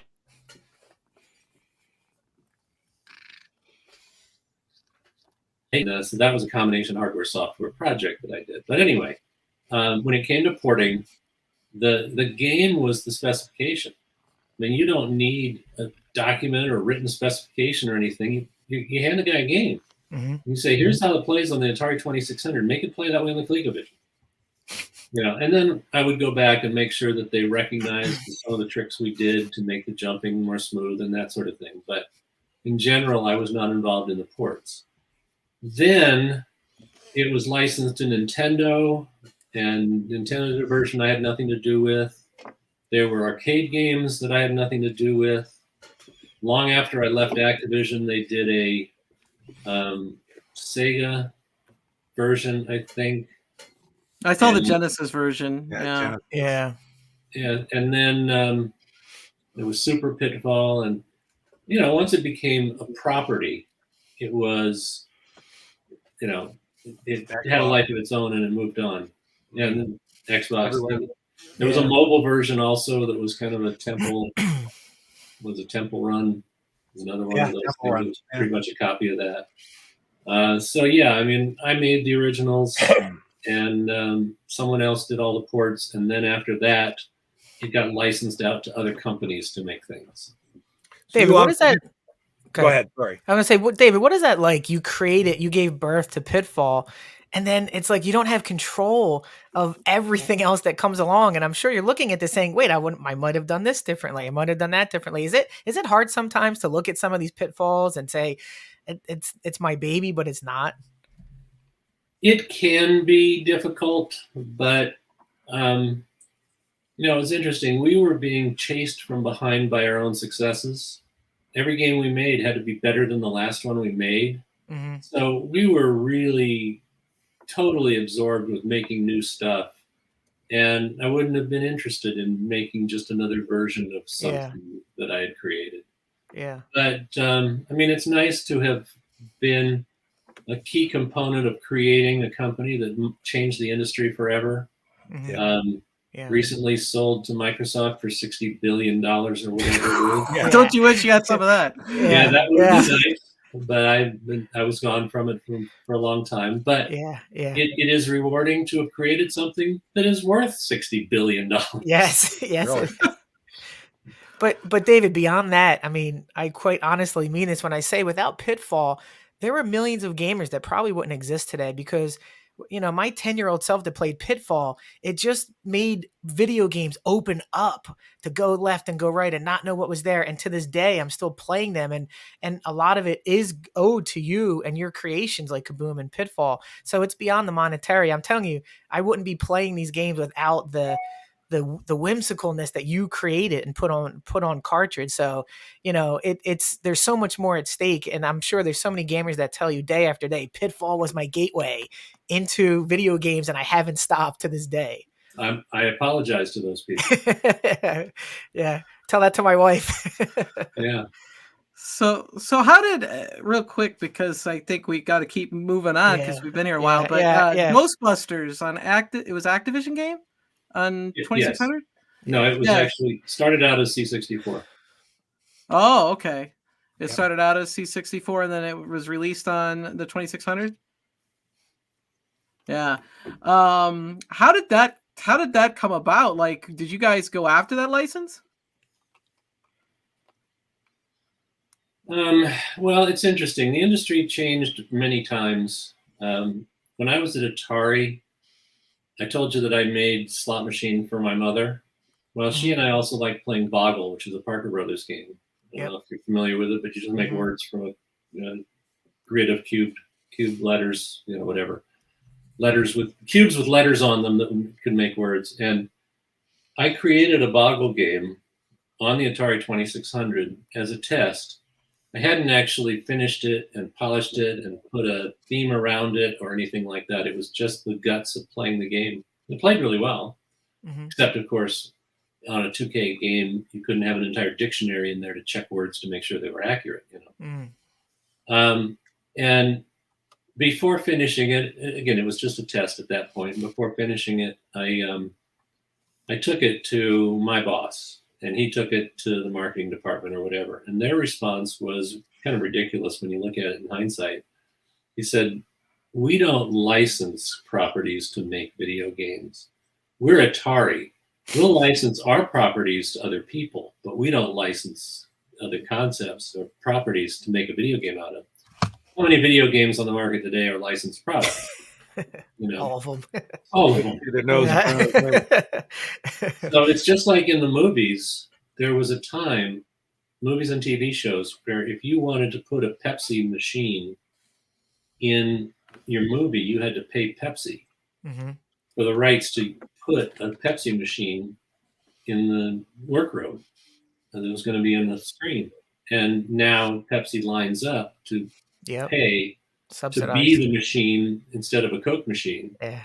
And so in both of those examples, it completely reversed over time, where who was marketing to whom and who was licensing from whom.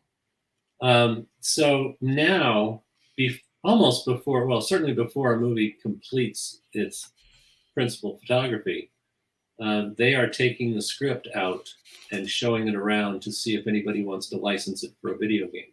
Wow. And this was kind of the beginning of that. Ghostbusters was happening right about that time. And so one of our people in the development group, his job was to do that. And he went out and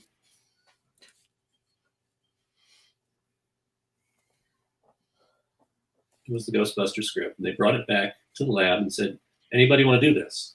I mean, again, we in the design lab, we decided what games we were going to do. Nobody else told us what to do.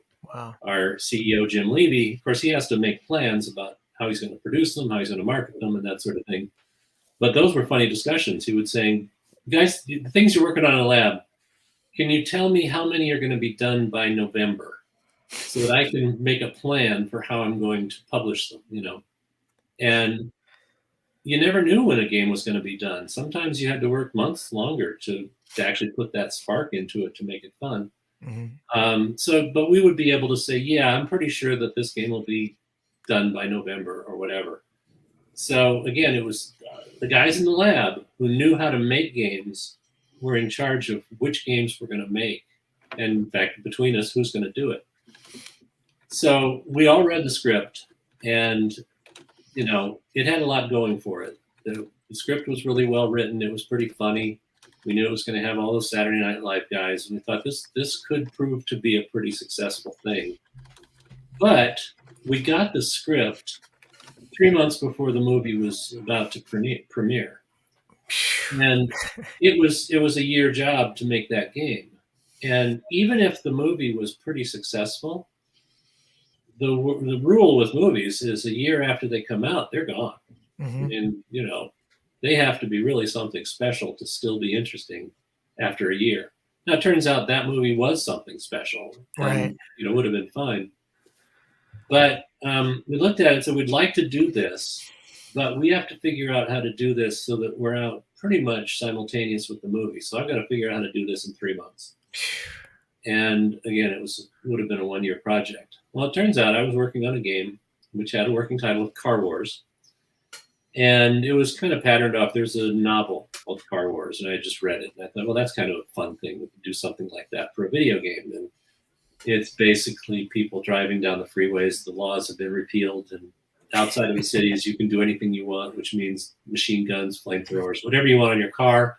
And, you try to get from point A to point B alive. And anyways, I was I was pretty far along on that game. I had the cars. I had a driving sequence in the road with a big car, half the size of the screen. I think I had that cityscape where you could decide what your route was through the city. And one of the things I had, what I think is the first in-game economy, so that when you would come back, you would have more points, and you could use those points to buy weapons to put on your car. Yep. And each time you came back, you would enter a code that remembered how much balance you had. All this kind of stuff. I had all that stuff in there. And I said, you know, I could probably, in the 3-month period, cramming everything in there, make a game that we could place in the world of Ghostbusters and find something fun to do. That's one thing that I determined early in my career, is that you don't design a game around a property. You design a game that would be fun by itself and put it in the world of the property with the characters of the property. And that's how Ghostbusters for the Commodore 64 came about. Started out as Car Wars. And so I took the racing scene where you would normally be firing your guns, and I turned that into the driving from point A to point B, sucking up ghosts with your ghost vacuum. And the customization screen from the in-game economy was done with a little forklift where you would move objects onto your car and populate your car, and had alarms going off and ghosts on the cityscape screen, and pretty well made the game. And then there was the screen where you would cross the streams and, you know, end the game, and end the entire invasion of ghosts. And anyway, so I created that from what I had started, and was able to do that in about 3 or 4 months. And so the game was able to come out somewhat with the movie. Now, David, have you seen any pictures of like what the suits look like or the stream? Because your creation was really close to what was presented on the screen, or was it just all in the text did you go from? Well, we had the script, of course, for sure. And then once we did license it, there are sketches and images and such that all come over as well. Got it. I'm often asked, how much involvement Paramount had in the game, and it was 0. Wow. But that's not all that surprising. Activision was the biggest, best video game company on the planet at the time, and their top creators had said, yes, we'll make a game for you. And so I got no interference or quote-unquote help. Yeah. And I did have sketches and things to work from. Awesome. So then, did Activision end in similar? When you left Activision, was that similar to what happened at Atari? Creative difference, financial difference? There were similarities, certainly. They booted out Jim Levy, the CEO that I had selected when we were starting the company, and the board of directors basically got tired of trying to explain in cocktail parties why Activision was not making as much money. Well, of course, the entire video game business had crashed. So the guy they put in charge was the wrong guy to put in charge. Then they tried to back away from the Activision name, which was stupid. I mean, the Activision name was estimated at the time to be worth $50 million, which was how much you would have to spend in advertising to make a name be as recognizable as the Activision name. And they decided to call the company Mediagenic. And it sounded like a disease or something. Exactly. So yeah, there were a lot of things going wrong. And like Atari, they thought that the executives and the salespeople were the people making these games and not the creative people, so they didn't recognize the creativity. So yeah, there was a lot of that. It was time to go, and I left. Yeah. And so then you formed, was it Absolute with Gary Kitchen, or did you do something in between? Did something in between, actually. Gary and I created Skyworks Technologies. Skyworks, okay. what Skyworks is we looked at each other and said, this new internet thing. I mean, you have to understand, we saw the rise of the internet. We saw it being created. I don't know if any of you were old enough to have actually seen that, but in 1995, when we started Skyworks, we said, everybody's on modem. There was only 3% of the population had broadband of any kind. So everybody had, I don't know, maybe 44K, but I think it was typically, what was it, 25K modem? What was it? Yeah, pretty much. I was on 20. 14.4. I was on 2400 baud. That's what I was 2400 baud. That's way back. Yeah, that's what I was using. Bulletin board. But big BBS. We looked at each other and said, we can make games and call the internet the console. Let's make games for this new console, the internet, and the browser that actually connected to the internet. There were some tools like Shockwave was our favorite that would run on a browser. Well, I remember that, yeah. And you could run games. Shockwave, yeah. And so the problem was, if you had a slow modem, a game that was maybe 300 kbytes long, which was about the minimum you could do and still have pretty pictures in it, it could take 3 or 4 minutes to load. And people only had so much patience for downloading from the internet at the time. Mm-hmm. But we said, we're good at making good games in small footprint. So we've been doing on the 2600, we're really good at this capability. Now, since then, we had been doing, Nintendo and Sega and Super Nintendo and all these other games, but we proved ourselves on the 2600. So we said, let's make a company that makes these games, keeps them down in the 200 or 300 kbyte so that people wouldn't just give up on the download. And, that's our new way of making games.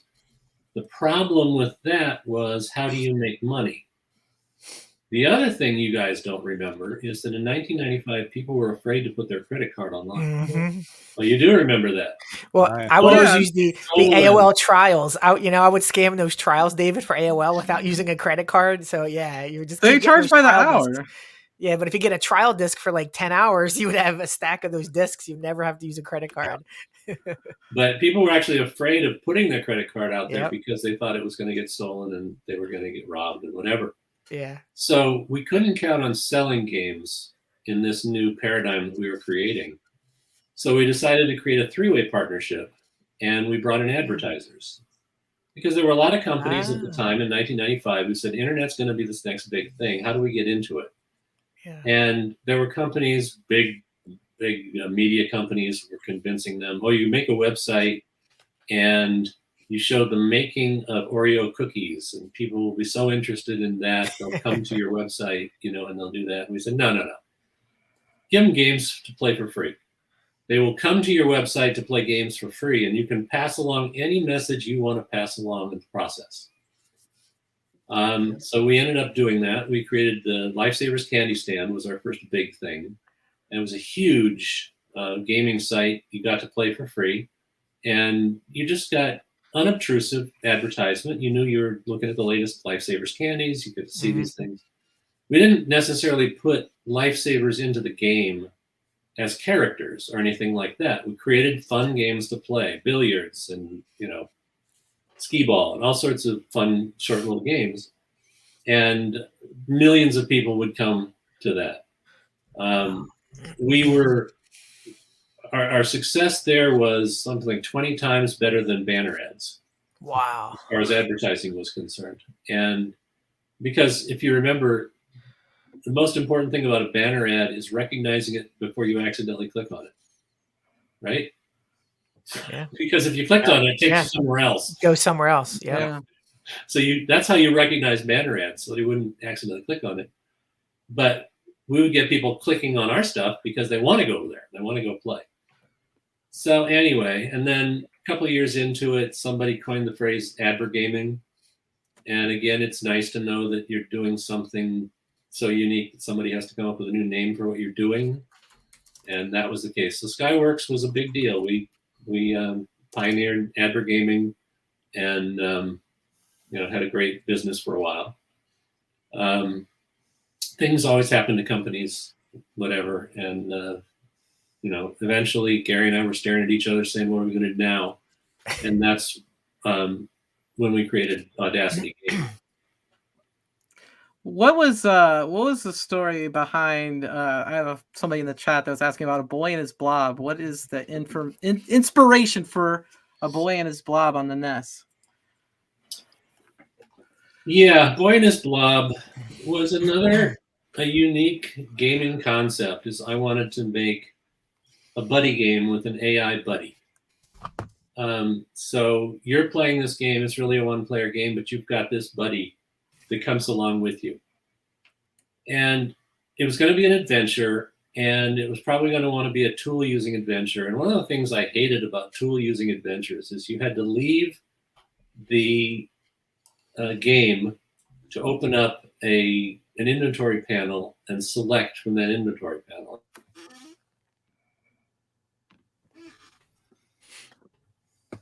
I left the game. They're facing a knife with a guy in a warrior with a knife, sword, Yep. or whatever, and you pause the game while you go and you select your sword to come back and whatever. So I said, how do I create a tool-using adventure without an inventory screen? And that's where my childhood of watching a lot of cartoons came into play again. There was a cartoon called the Herculoids, also in the late 60s, early 70s, that they had shape-shifting blobs. In fact, they were called Gloop and Gleep. There was a big one and a Gleep. baby one. And I said, all right, well, how about a shape-shifting blob that could become your tools? And the one thing led to another, and I said, all right, well, let's figure out how to control this guy. And that's where the use of jelly beans came in. I gave the guy a bag full of jelly beans, and the blob loved jelly beans. And if you fed him a jelly bean of a particular flavor, he would turn into some tool. I named them. I like puns. I mean, why do you think Pitfall got called Pitfall? Because I like puns. So I created there was always a pun or an alliteration or something, that the licorice turned him into a ladder and the strawberry turned him into a bridge. That's because of the title of a Beatles song. You ever heard of Strawberry Bridge? No. Beatles song. There's a Beatles song that has a name something like that. It kind of rolls off the tongue like that. But anyway, so I named them so that you could remember what flavor did what. Fed them to the jelly bean, fed them to the blob, and he would turn into the ladder. If you put it in the right place, you can climb up that ladder. And then you whistle him back, and he would transform back into the blob. Now, there's a lot of animations going on there if you look. I mean, this blob has to turn into a ladder from the bottom, and the ladder extends up. And then he would he would come up. He would recoil the other direction so that he ends up at the top half. So I had my artist, Jesse Capilli, was just working full-time creating all these animations. But anyway, video game development evolves like that. You say, what do I need? How can I do it? And when you're in an 8-bit system, which the NES was an 8-bit system as well, all the sprites were 8 bits. Yep. One of the hardest things you had to do was figure out, how do I draw something in 8 bits that people will recognize? You don't want to have to explain what it is in the game. It has to be recognizable. So I had the artists go crazy, and they would draw all these 8-bit things. And I said, okay, that looks like a bird. So it looks kind of like a hummingbird. So I'm going to use that. And I'm going to be able to turn the blob into a hummingbird. And obviously a ladder and a bridge. So we had to make these things that you could recognize. Mm-hmm. And you would actually change the gameplay entirely if the thing that you wanted to use wasn't recognizable. You throw it away and use something else. To make it, the game would evolve like that. But it's when I tried to explain what the game was about that people looked at me like I had two heads.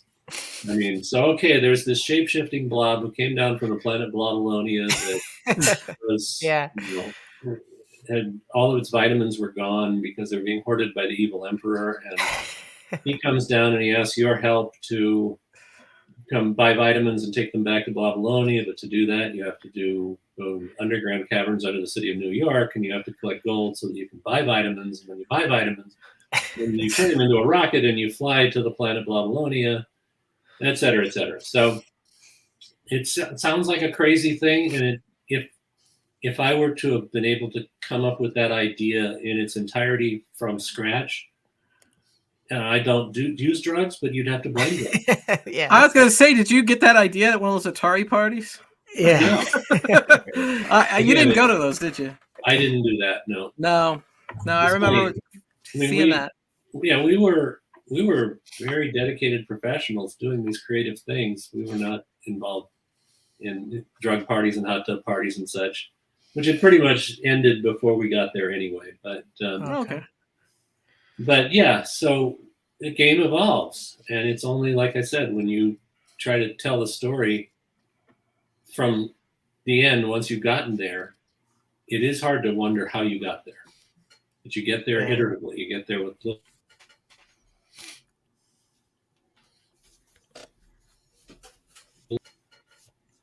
Now, did you guys get that game released on your own, or was there a company that you partnered with? Yeah, before Skyworks Technologies, I skipped entirely over Absolute Entertainment. Mhm. Gary and I have worked together since 1982, but there was a time that I was still at Activision and he'd spun off and created Absolute Entertainment. And I then actually did a stint at a company called i6, creating the Hasbro Interactive System. And then at the end of that, I ended up joining Gary at Absolute. So Boy and His Blob was done at Absolute. Now, Absolute had a publishing agreement with Activision, now that they've changed their name back to Activision for Mediagenic. And anyway, so Absolute was a development house and didn't have to create the entire publishing business, and just, paid Activision a fee to publish and produce their games. So that's how Boy and His Blob came out. David, I have a question about the game itself. I watched a speed run that somebody did, and they completed the game in 2 minutes and 10 seconds. And at the end of the game, they fell somewhere in the game, and there was a poem written. Are you familiar with the code and the poem that was written underneath the game that's kind of broken? I wasn't sure if you're aware of it. It says, "A boy hero heard a kid sob. Her tree cat got stuck on the job. A ladder he tried. Oh, thank you, she cried. This is a job for a boy and his blob." Are you familiar with any of this? I thought it was funny that it was in the code buried in the speed run. I had heard that somebody had figured out a way to finish the game in 2 minutes. I have no recollection of where a poem like that would have come from. I'm skeptical that it is in the code, but Okay. it's on the internet. Can you believe it? Yeah, right. That's why I was asking you. So yeah, I don't remember anything like that. Okay. There's actually a bug. Gary Kitchen and I worked on this product together because we had to do it in a very limited time. It was the first NES title that Absolute Entertainment was going to produce. And, Nintendo were sticklers. I mean, they had that approval process and the seal of approval and all that kind of stuff you had to go through. And we had this idea in, I don't know, late April. And they told us it had to be done by June 1st. And so, we did that game in about 6 weeks, Wow. which is unheard of. We had everybody in Absolute working on it at some point or another. And I wrote the underlying code for the worlds, and then Gary did the layout and the enemy interactions on Blabalonia. So it was really, he was doing Blabalonia while I was doing the cavern. Of course, that cavern looks kind of like Pitfall, but so there was a bug in Gary's code that turns out was something we didn't catch. You can get through the entire Blabalonia pretty much without having to deal with hazards by just rolling the coconut ahead of you. Yeah, that's. And the coconut took the brunt of the problems. Yeah. There was a cool thing that I did in A Boy and His Blob with the POV. And it's done these days with 3D games because POV is just where's the camera, right? But I had to do that, hard coded in some language. But what you could do is if you threw a jelly bean and didn't move, you could watch that jelly bean fall from screen to screen to screen, and the POV changed to the jelly bean's POV. So you could actually see what was going on, what was down there. Now, as soon as you moved, obviously you don't want to be moving without being able to see what you're doing, or you just fall in a pit. So the POV, when it snapped back to the boy. But anyway, that was really a cool thing. It was a way that you could actually, explore without risking your body. Yeah. And probably something that hadn't been done before. I mean, like I said, we innovated every day back then. But it broke Gary's code because if you threw the coconut, it would just roll continuously through the world of Blobolonia. And his code would disable the enemies if that screen was displayed. Not if you were on that screen, but if that screen was displayed. So if we'd noticed it, we could have fixed it with a few bytes. But anyways, I found that out, that you could just start at the first screen with Blobolonia and just roll the coconut. Yeah. And then follow it. And it was, it had disabled every enemy. Because you don't want to have the enemies once you pass the screen. You vanquish them. You have to turn off. Yeah. A lot of people don't think about the stuff that we have to do. Is when have you vanquished the enemies? When do you no longer display the enemies, etc. Somebody asked if you had any involvement in the remake of the game. Yeah, I did not. At the end of Absolute Entertainment, there were people bought some of our IP. And a company called Majesco bought the Boy and His Blob. And we did have a contract with them that we were going to create a sequel to A Boy and His Blob. And Majesco basically ran out of development funds, so that failed. And then eventually, since they had the IP, they made a deal with Way Forward, who made that other Boy and His Blob. And I think it was a very nice, quality remake. So I think they did a good job on the Wii, but I had nothing to do with it. Okay. And how did the Simpsons games come about? Well, the Simpsons, there's a Wired magazine way back when that had a 2-page spread of companies that were founded from companies in Silicon Valley. It was like a parentage. It was a family tree. And there were a number of companies that spun out of Activision, including Acclaim. And you follow this thing, and this company spawned this company, and this company spawned this company, and whatever.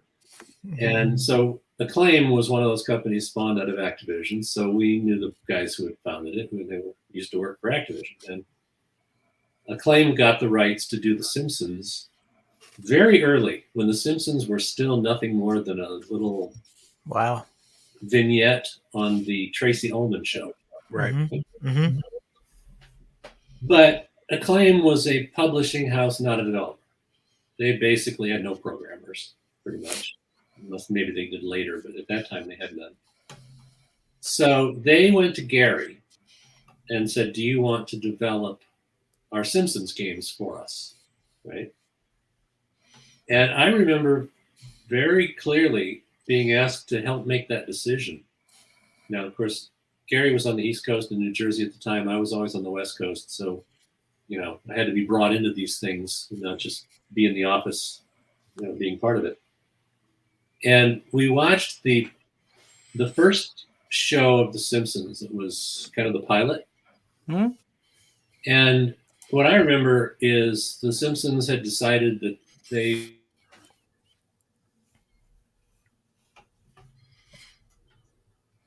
go to this guy who uses shock therapy.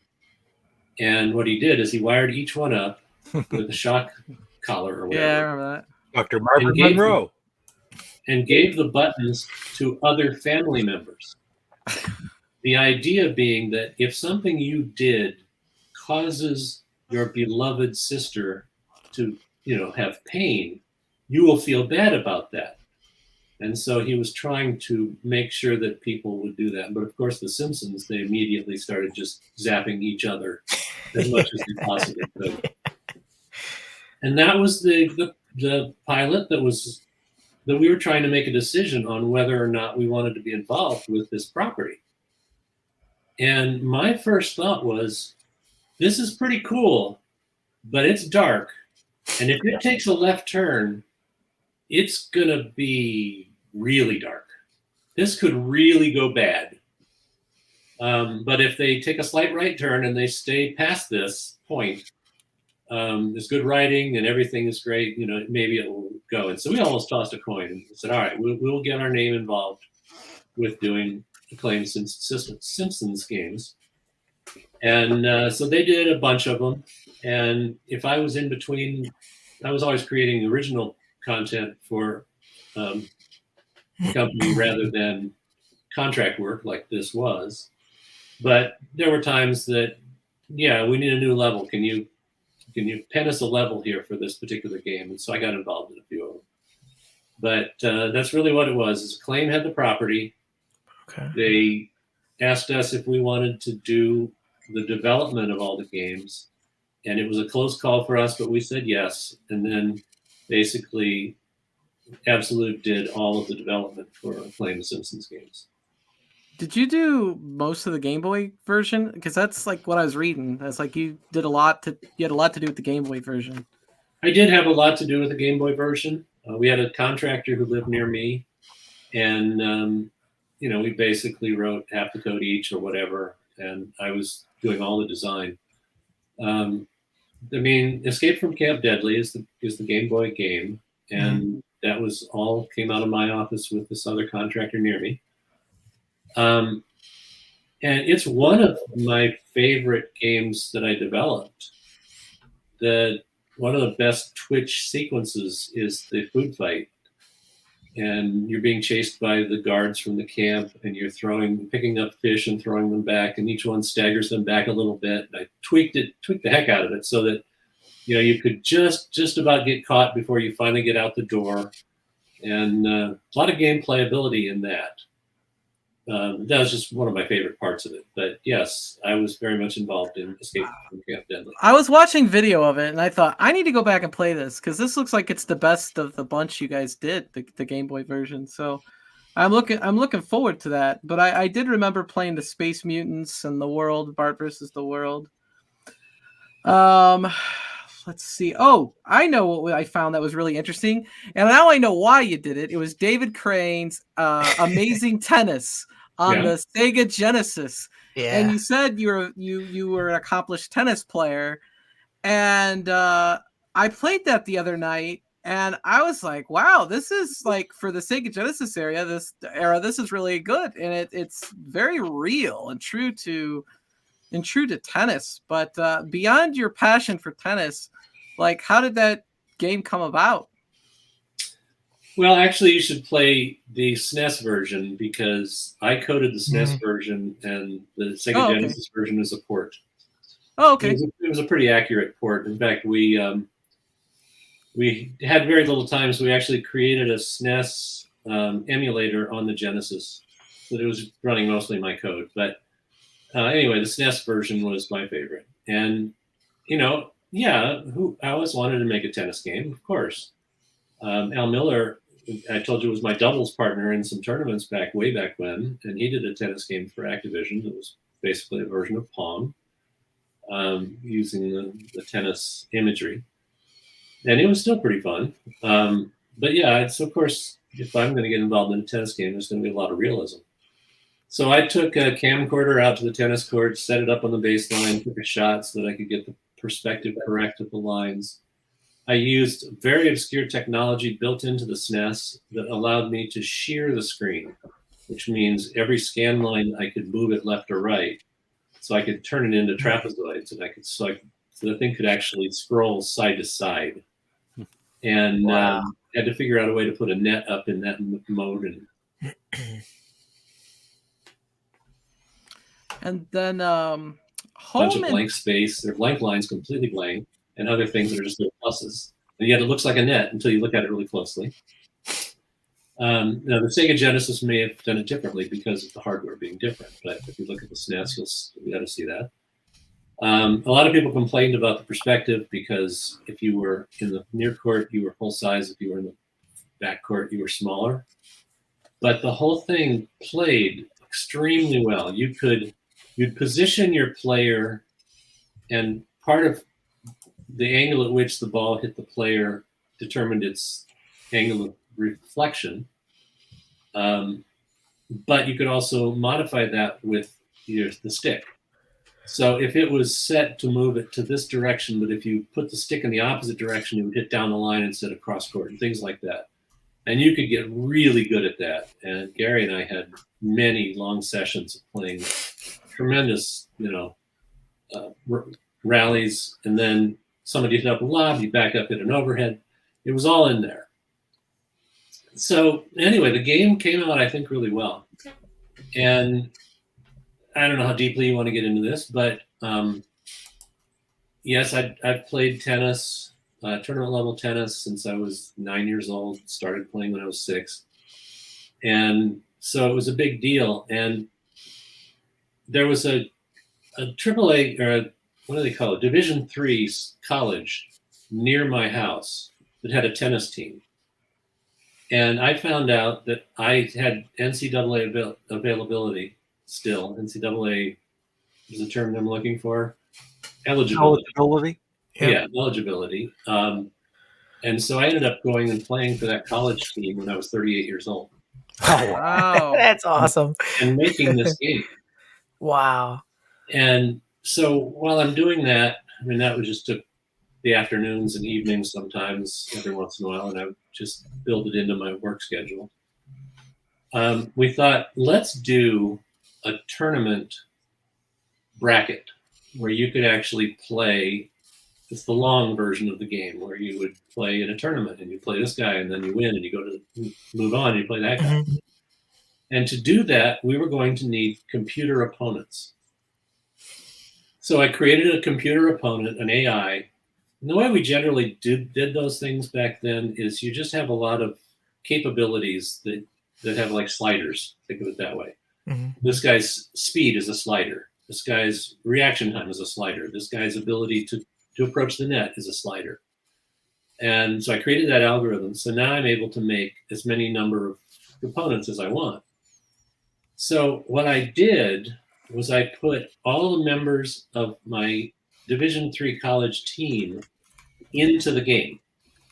I got them to sign releases. I got the artists to get pictures of them and do renderings of each one of those players. And so those guys are all real players from this team. And I made one of them a clay court specialist, and I put the slider to do this and the slide. I basically identified them by their abilities generally. And so you are actually coming very close to playing real people. Wow. They're all in that game. Anyway, that was just the fun part. It seems like That's a really awesome. good game. I guess I'll have to pick up the Super NES version. Like I said, I was trying the Genesis. I go, wow, this is pretty realistic. I thought I was impressed. Home Improvement. That was an interesting one. How did that come about? Well, that was just one of the licenses that was out there, and we liked the Home Improvement, so we thought, all right, let's get the license. And I was very much involved in the design of the game concept, and the idea was, tools going wild and becoming the things that you have trouble with. Not a game I've always considered to be one of my best, but it had a lot of depth to it, and it was a fun game to play. And we had a huge group on that, a lot of people at Absolute plus me in the West Coast. And so it's just, you think of what am I going to do? We take a license, you pay a little bit for a license. I mean, toys was another one. Mm-hmm.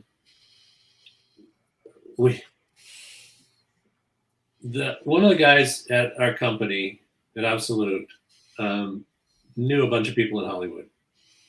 And he came back one day from a trip to Hollywood and he said, this movie being made called Toys. Mm-hmm. It's starring Robin Williams. It's based around a toy company, and it's a Christmas movie. What could go wrong? What could go wrong? Right? So I don't know why it bombed in the first place. I mean, I liked every aspect of it, but when he came back from Hollywood, he said, in one of the scenes, they have two guys, the straight-laced general brother and Robin Williams' character, are actually, he may not have been playing with Robin Williams, he was playing with the other guy, but they go into an arcade and they play this arcade tank game. And the tank game has UN trucks, that you don't shoot. Don't shoot the UN trucks. It costs you minus 1,000 points, but you're trying to shoot all the enemy tanks or whatever. And this whole scene was written, and the scene was the general accidentally shoots a UN truck and loses 1,000 points. And he said, "What happened?" "Well, that's a UN truck. You're not supposed to shoot them." "What are they doing in the middle of the battlefield anyway? What's the UN doing there?" Yeah. And he goes through and he shoots them, and then he starts only targeting UN trucks. So they had to make a video game to do this for that scene. And we got hired to do that. That game was created by Absolute Entertainment. And if you watch the movie Toys, it's the last credit on the last page. All the way at the bottom, you see. Okay. And we actually did a full. We took Super Battle Tank and turned it into this game, and it had kind of a scripted play in it, just so that it could follow the script and follow the dialogue and such. And it's not the first time or the only time that we've made something like that for a movie or for a television commercial. But, it was probably the hardest one we did and didn't get paid much for it. But it gave us an in for the license. Yep. So we got the license for a pretty reasonable fee for a small company like Absolute Entertainment. And ended up having the license to do Toys. And anyway, I mean, the whole idea, in the movie, the toys are used to battle the good toys are used to battle the bad toys that have been created by the general, and all that kind of stuff. And anyway, so I thought that game was pretty good. I enjoyed developing it. I loved the movie, but the movie tanked, and of course, as soon as the movie tanks, the game's not going to sell. No. So that game didn't sell. Yeah. Ed and Soft's asking if they could play the game that was in the movie. I don't think so. Probably not. No. Somebody asked if you had... Oh, go ahead. I just want to say along those lines, one of the worst things about the video game business is video game publishers aren't very good at saving stuff. Okay. If you leave a company, you have to leave everything behind. So I don't have any of the source code for any of the games I did at Activision because that's the law. It's their IP, you have to leave it behind, and you get sued if you don't. Yeah. And so the people who created it are the people who would probably save it. And the companies that published it just trash it. They said, we don't care about it anymore. I mean, if you look at the National Video Game Museum, John Hardy and his guys were dumpster diving outside of Atari to find a lot of the stuff that they have in that museum because it was just thrown away. And so there's no way we would be able to turn up source code for that new end game. But watch the movie, you'll see it. That's an absolute work. Do you have a favorite somebody was asking, do you have a favorite arcade game from the 80s that you would play? I don't know. I mean, I was a pinball wizard. I was very good at pinball. I hold all the records wherever I went. And then arcade games came out, so I did the same thing. I was the first on my block, you would say, to roll over asteroids. Wow. And I wasn't prepared for it. I lived in an apartment complex that had a little game room. And so I got home from work, I went up to my apartment, I put a pot pie in the oven, went down to play asteroids while I was waiting for the pot pie, and ended up rolling it which was, what does that take? 45, 50 minutes. Yeah. I mean, the pot pie was toast. But, That's funny. so yeah, I enjoyed Asteroids. No, like a lot of the arcade games. Let's see. What else did you? Let's see. We got through most of those absolute titles. What was the one on the Sega CD? It was like full motion video. I hear that you may not have had as much as you could. Might not have done as much as they gave Night you Trap? credit for. Because Night Trap, yes. Did you work on Night Trap, David? I can't definitively find out if you had any input with that one. I did. Okay. I was actually hired by Hasbro for their i6 division when that was being done, that hardware was being developed. Okay. And all the filming had already been done. And this was interactive video at its finest. But the trick about that was it had to have an interactive script. And Rob Fulop was involved in that aspect and developed the ability to figure out how to set timelines so that you're filming a scene of girls dancing in the living room while on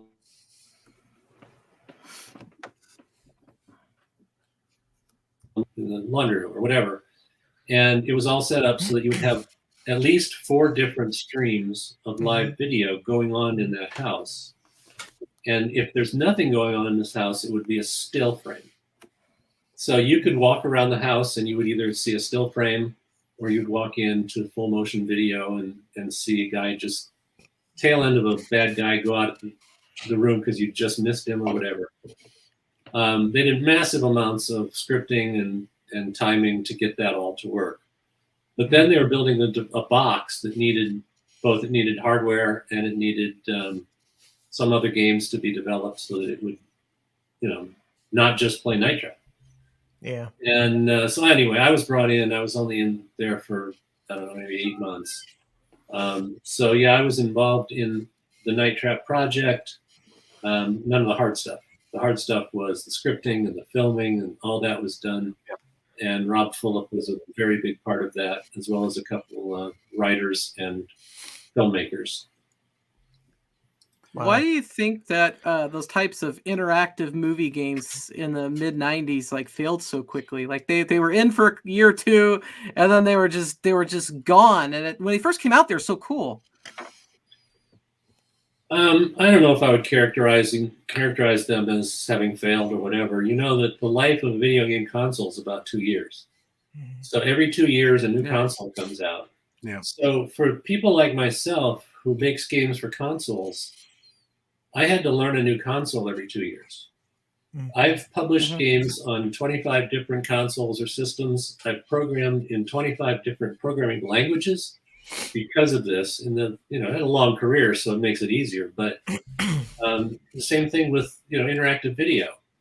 The Hasbro box failed because of cost. And so it never got a chance to actually be an interactive video player in your home. I mean, it was really cool. It had you had a VCR, and the VCR plugged into the box, and the box plugged into the TV. And that was all that was necessary because the program was encoded in the video. So it would first download the program, and then the video itself would run and have these live streams of video that you could access. Very nice technology, but when it was about to come out, I don't know if you remember, there was a time when dynamic RAMs were in short supply. And the dynamic RAM went from a $2 device to a $30 device because there was so much demand. And anyway, so Hasbro went to Toys R Us buyer and said, would you buy this? Would you put it in your product line? And the guy said, how much is it? And they told him how much it was supposed to be. And he said, I'll buy every one you can make. Said, but with dynamic RAMs being so expensive, we're going to have to charge this much. And he said, I couldn't sell a single one at my markup for that. So it never went to market. Or, we might have seen some really cool stuff. And you also had all the Laserdisc games, Dragon's Lair. What was the other one? Space Ace. Yeah. Space Mad Dog 3. those were a lot of development cost. So how much money do you have to pay Don Bluth to do animations, animating every scene and every option of every scene, the failure and the success? So they tried and they did reasonably well, but I don't think there was just that much of a market in there to pay for all those costs. Yeah. So yeah, we've experimented with a lot of different derivatives of video games over the years, and even those that are successful, 2 or 3 years later, some other new technology is going to come out and make them obsolete. As right on the heels of like the 3DO, the CDI, and such like that, and then the PS1 sort of come out in the Saturn to a degree with the 3D graphics, as primitive as they were at the time. That just sort of went on to the next phase to get us where we are today. Yep. I think that was just each of those being an evolution. Yeah. There was not any revolution involved. Yeah, exactly. The live action games, though, when they come out, like the Sega CD and such, it was pretty neat. As a game player at the time, there was nothing like it before, and it was pretty incredible because even DVD players are rare. I mean, we didn't have that, and to be able to play those games, we loved it. We go to the arcade and see Space Ace, see Mad Dog McCree. It was special, but it just had a short life. Yeah, exactly. What happened? So what happened after it was Skynet, right? The internet games. Skyworks. Sorry, Skyworks. Yes. So after Skyworks, what was after that for you? Well, I actually have a day job that doesn't let me make video games every minute of the day. Oh, okay. I work as an expert witness typically in patent litigation. There are patents that get issued in 2013 that are covering something that we did back in the 1980s. Nobody knew that except guys like me. So, I'm in great demand for finding prior art from those good old days, since I was in the building when many of the stuff was invented.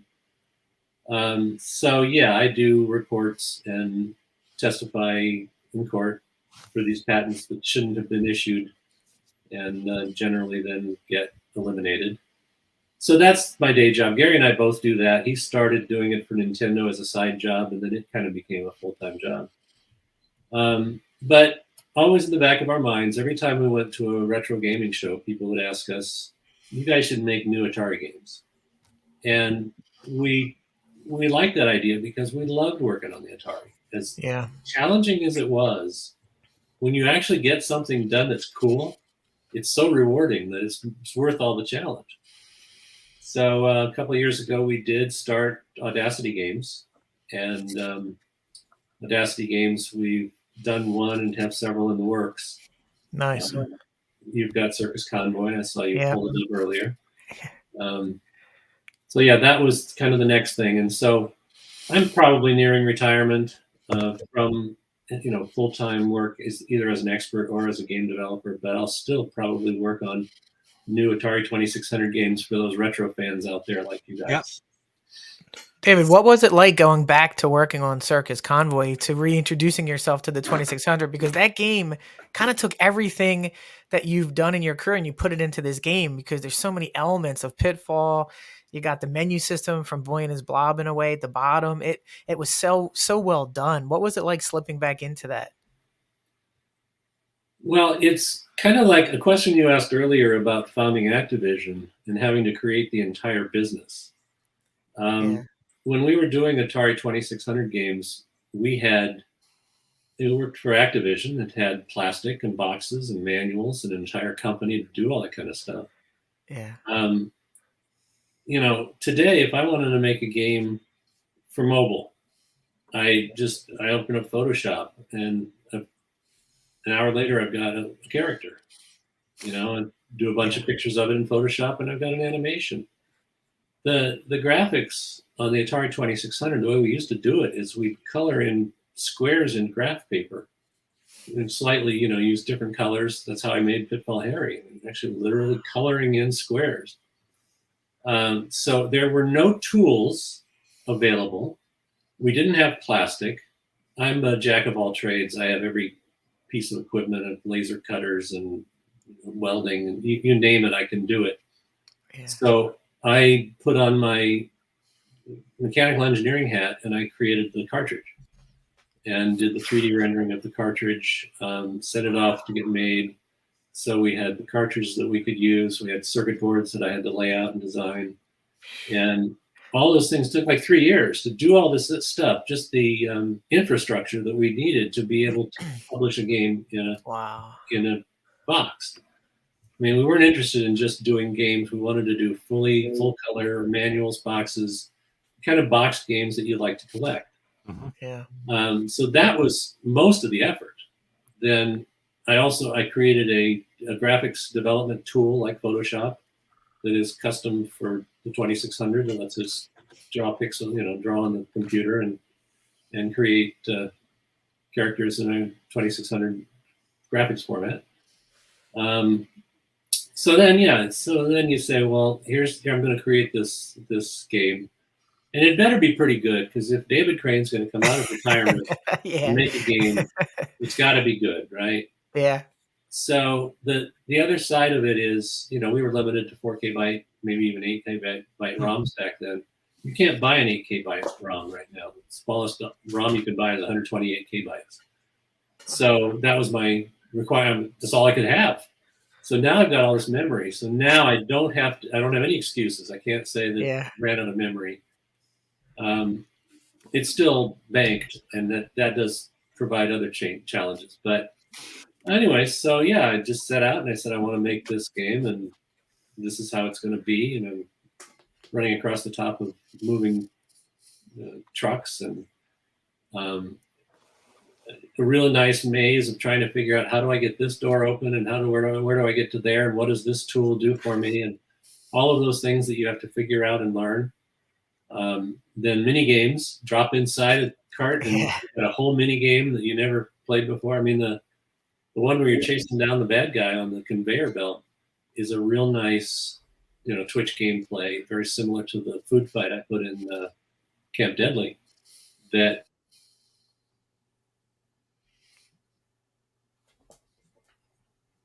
could theoretically fair. Anyway, so there was a lot of effort, a lot you didn't see, and then I had a lot of ROMs, so I could make everything as cool as I thought it should be.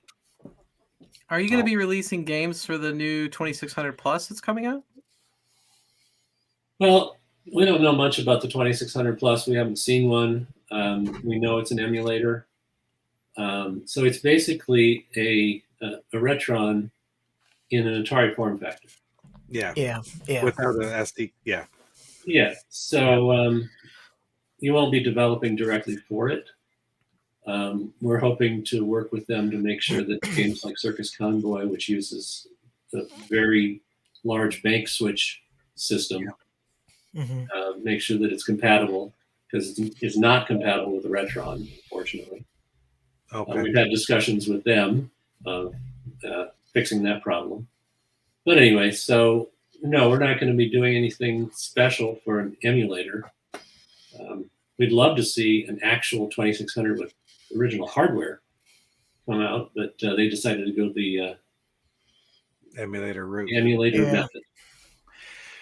Does the ROM work on the Retron, like the ROM version of Circus Convoy, or is it just the cartridge doesn't work? Or if you put it on the SD card, it runs fine. Okay, yeah. Stella is cognizant of the type of bank select we used.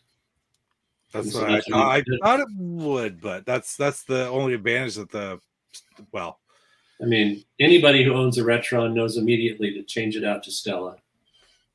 And I've heard that, yeah. So then it'll work just fine. Yeah. David, is there any talk of producing more physicals? Because I don't think there are any more on your website, correct? That's correct. I mean, cool. we have one that we had a policy that we don't announce games before they're ready to ship. Mm-hmm. In fact, I don't know if you remember, but the whole announcement that Circus Convoy was coming out was a week before it actually shipped. So it was a big deal, big announcement and such. We wanted to have a splash. Casey's Gold is a game that Dan Kitchen has been working on for a number of years. Mhm. and Dan joined Audacity, so the three of us are now working together in that. And we wish that Casey's Gold hadn't been announced, but he announced it before coming to our company. Mhm. So he's still working on it, and when it's right and ready, it'll be released. I've got another one. I've got another one in the works, but I'm not going to talk about it because I don't want to be in that.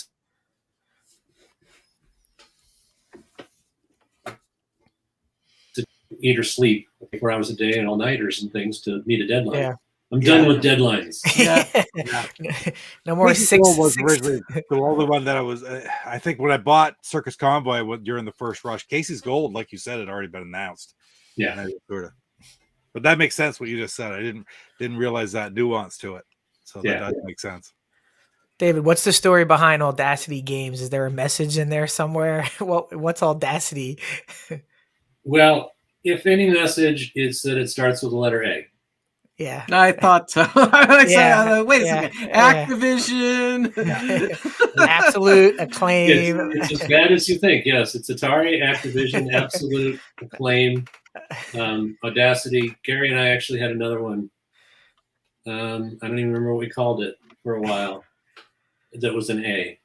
But it was really funny because there was one time that some of the Atari people and the Activision people and the Absolute people, we were all around a round table at a dinner somewhere, and we made people, call out, and many of us had to say Atari, Activision, Absolute.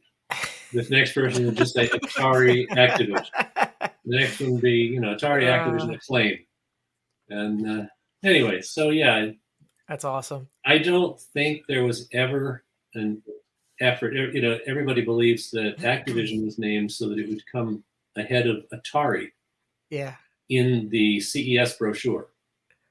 And that's really not the case. I mean, we were trying to come up with a good name that talked about playing action games on a television. And Activision, it's really hard to name something, and you hear it the first time and you don't like it, but eventually it caught on. Now it couldn't be anything else. Yeah. But Activision was only that because of the word active. Had nothing to do with Atari and alphabetical order. Awesome. Good stuff. I think we're good. We've been here 2 hours and 20 minutes. I got to thank you for your time and being so thorough with us. It's been a tremendous honor. Yeah, this has been absolutely amazing. Thank you so much, David, for giving of your time and your career, and for giving us so many good memories. And hopefully we're going to get that game you're working on soon and get the kitchen game, and we're going to keep your legacy going. You gotta keep it alive. Yes. 600 alive. We will. Thanks to everybody who joined live and will join in the future in the replay. I appreciate you all. And we'll see you in the next video. Probably Friday when I do my live show. See you guys later. All right. See ya. Thank you so much. Thank you, Papa Pete. Thank Thanks, you, Chat. I need to thank you guys Thank too. you, Steps.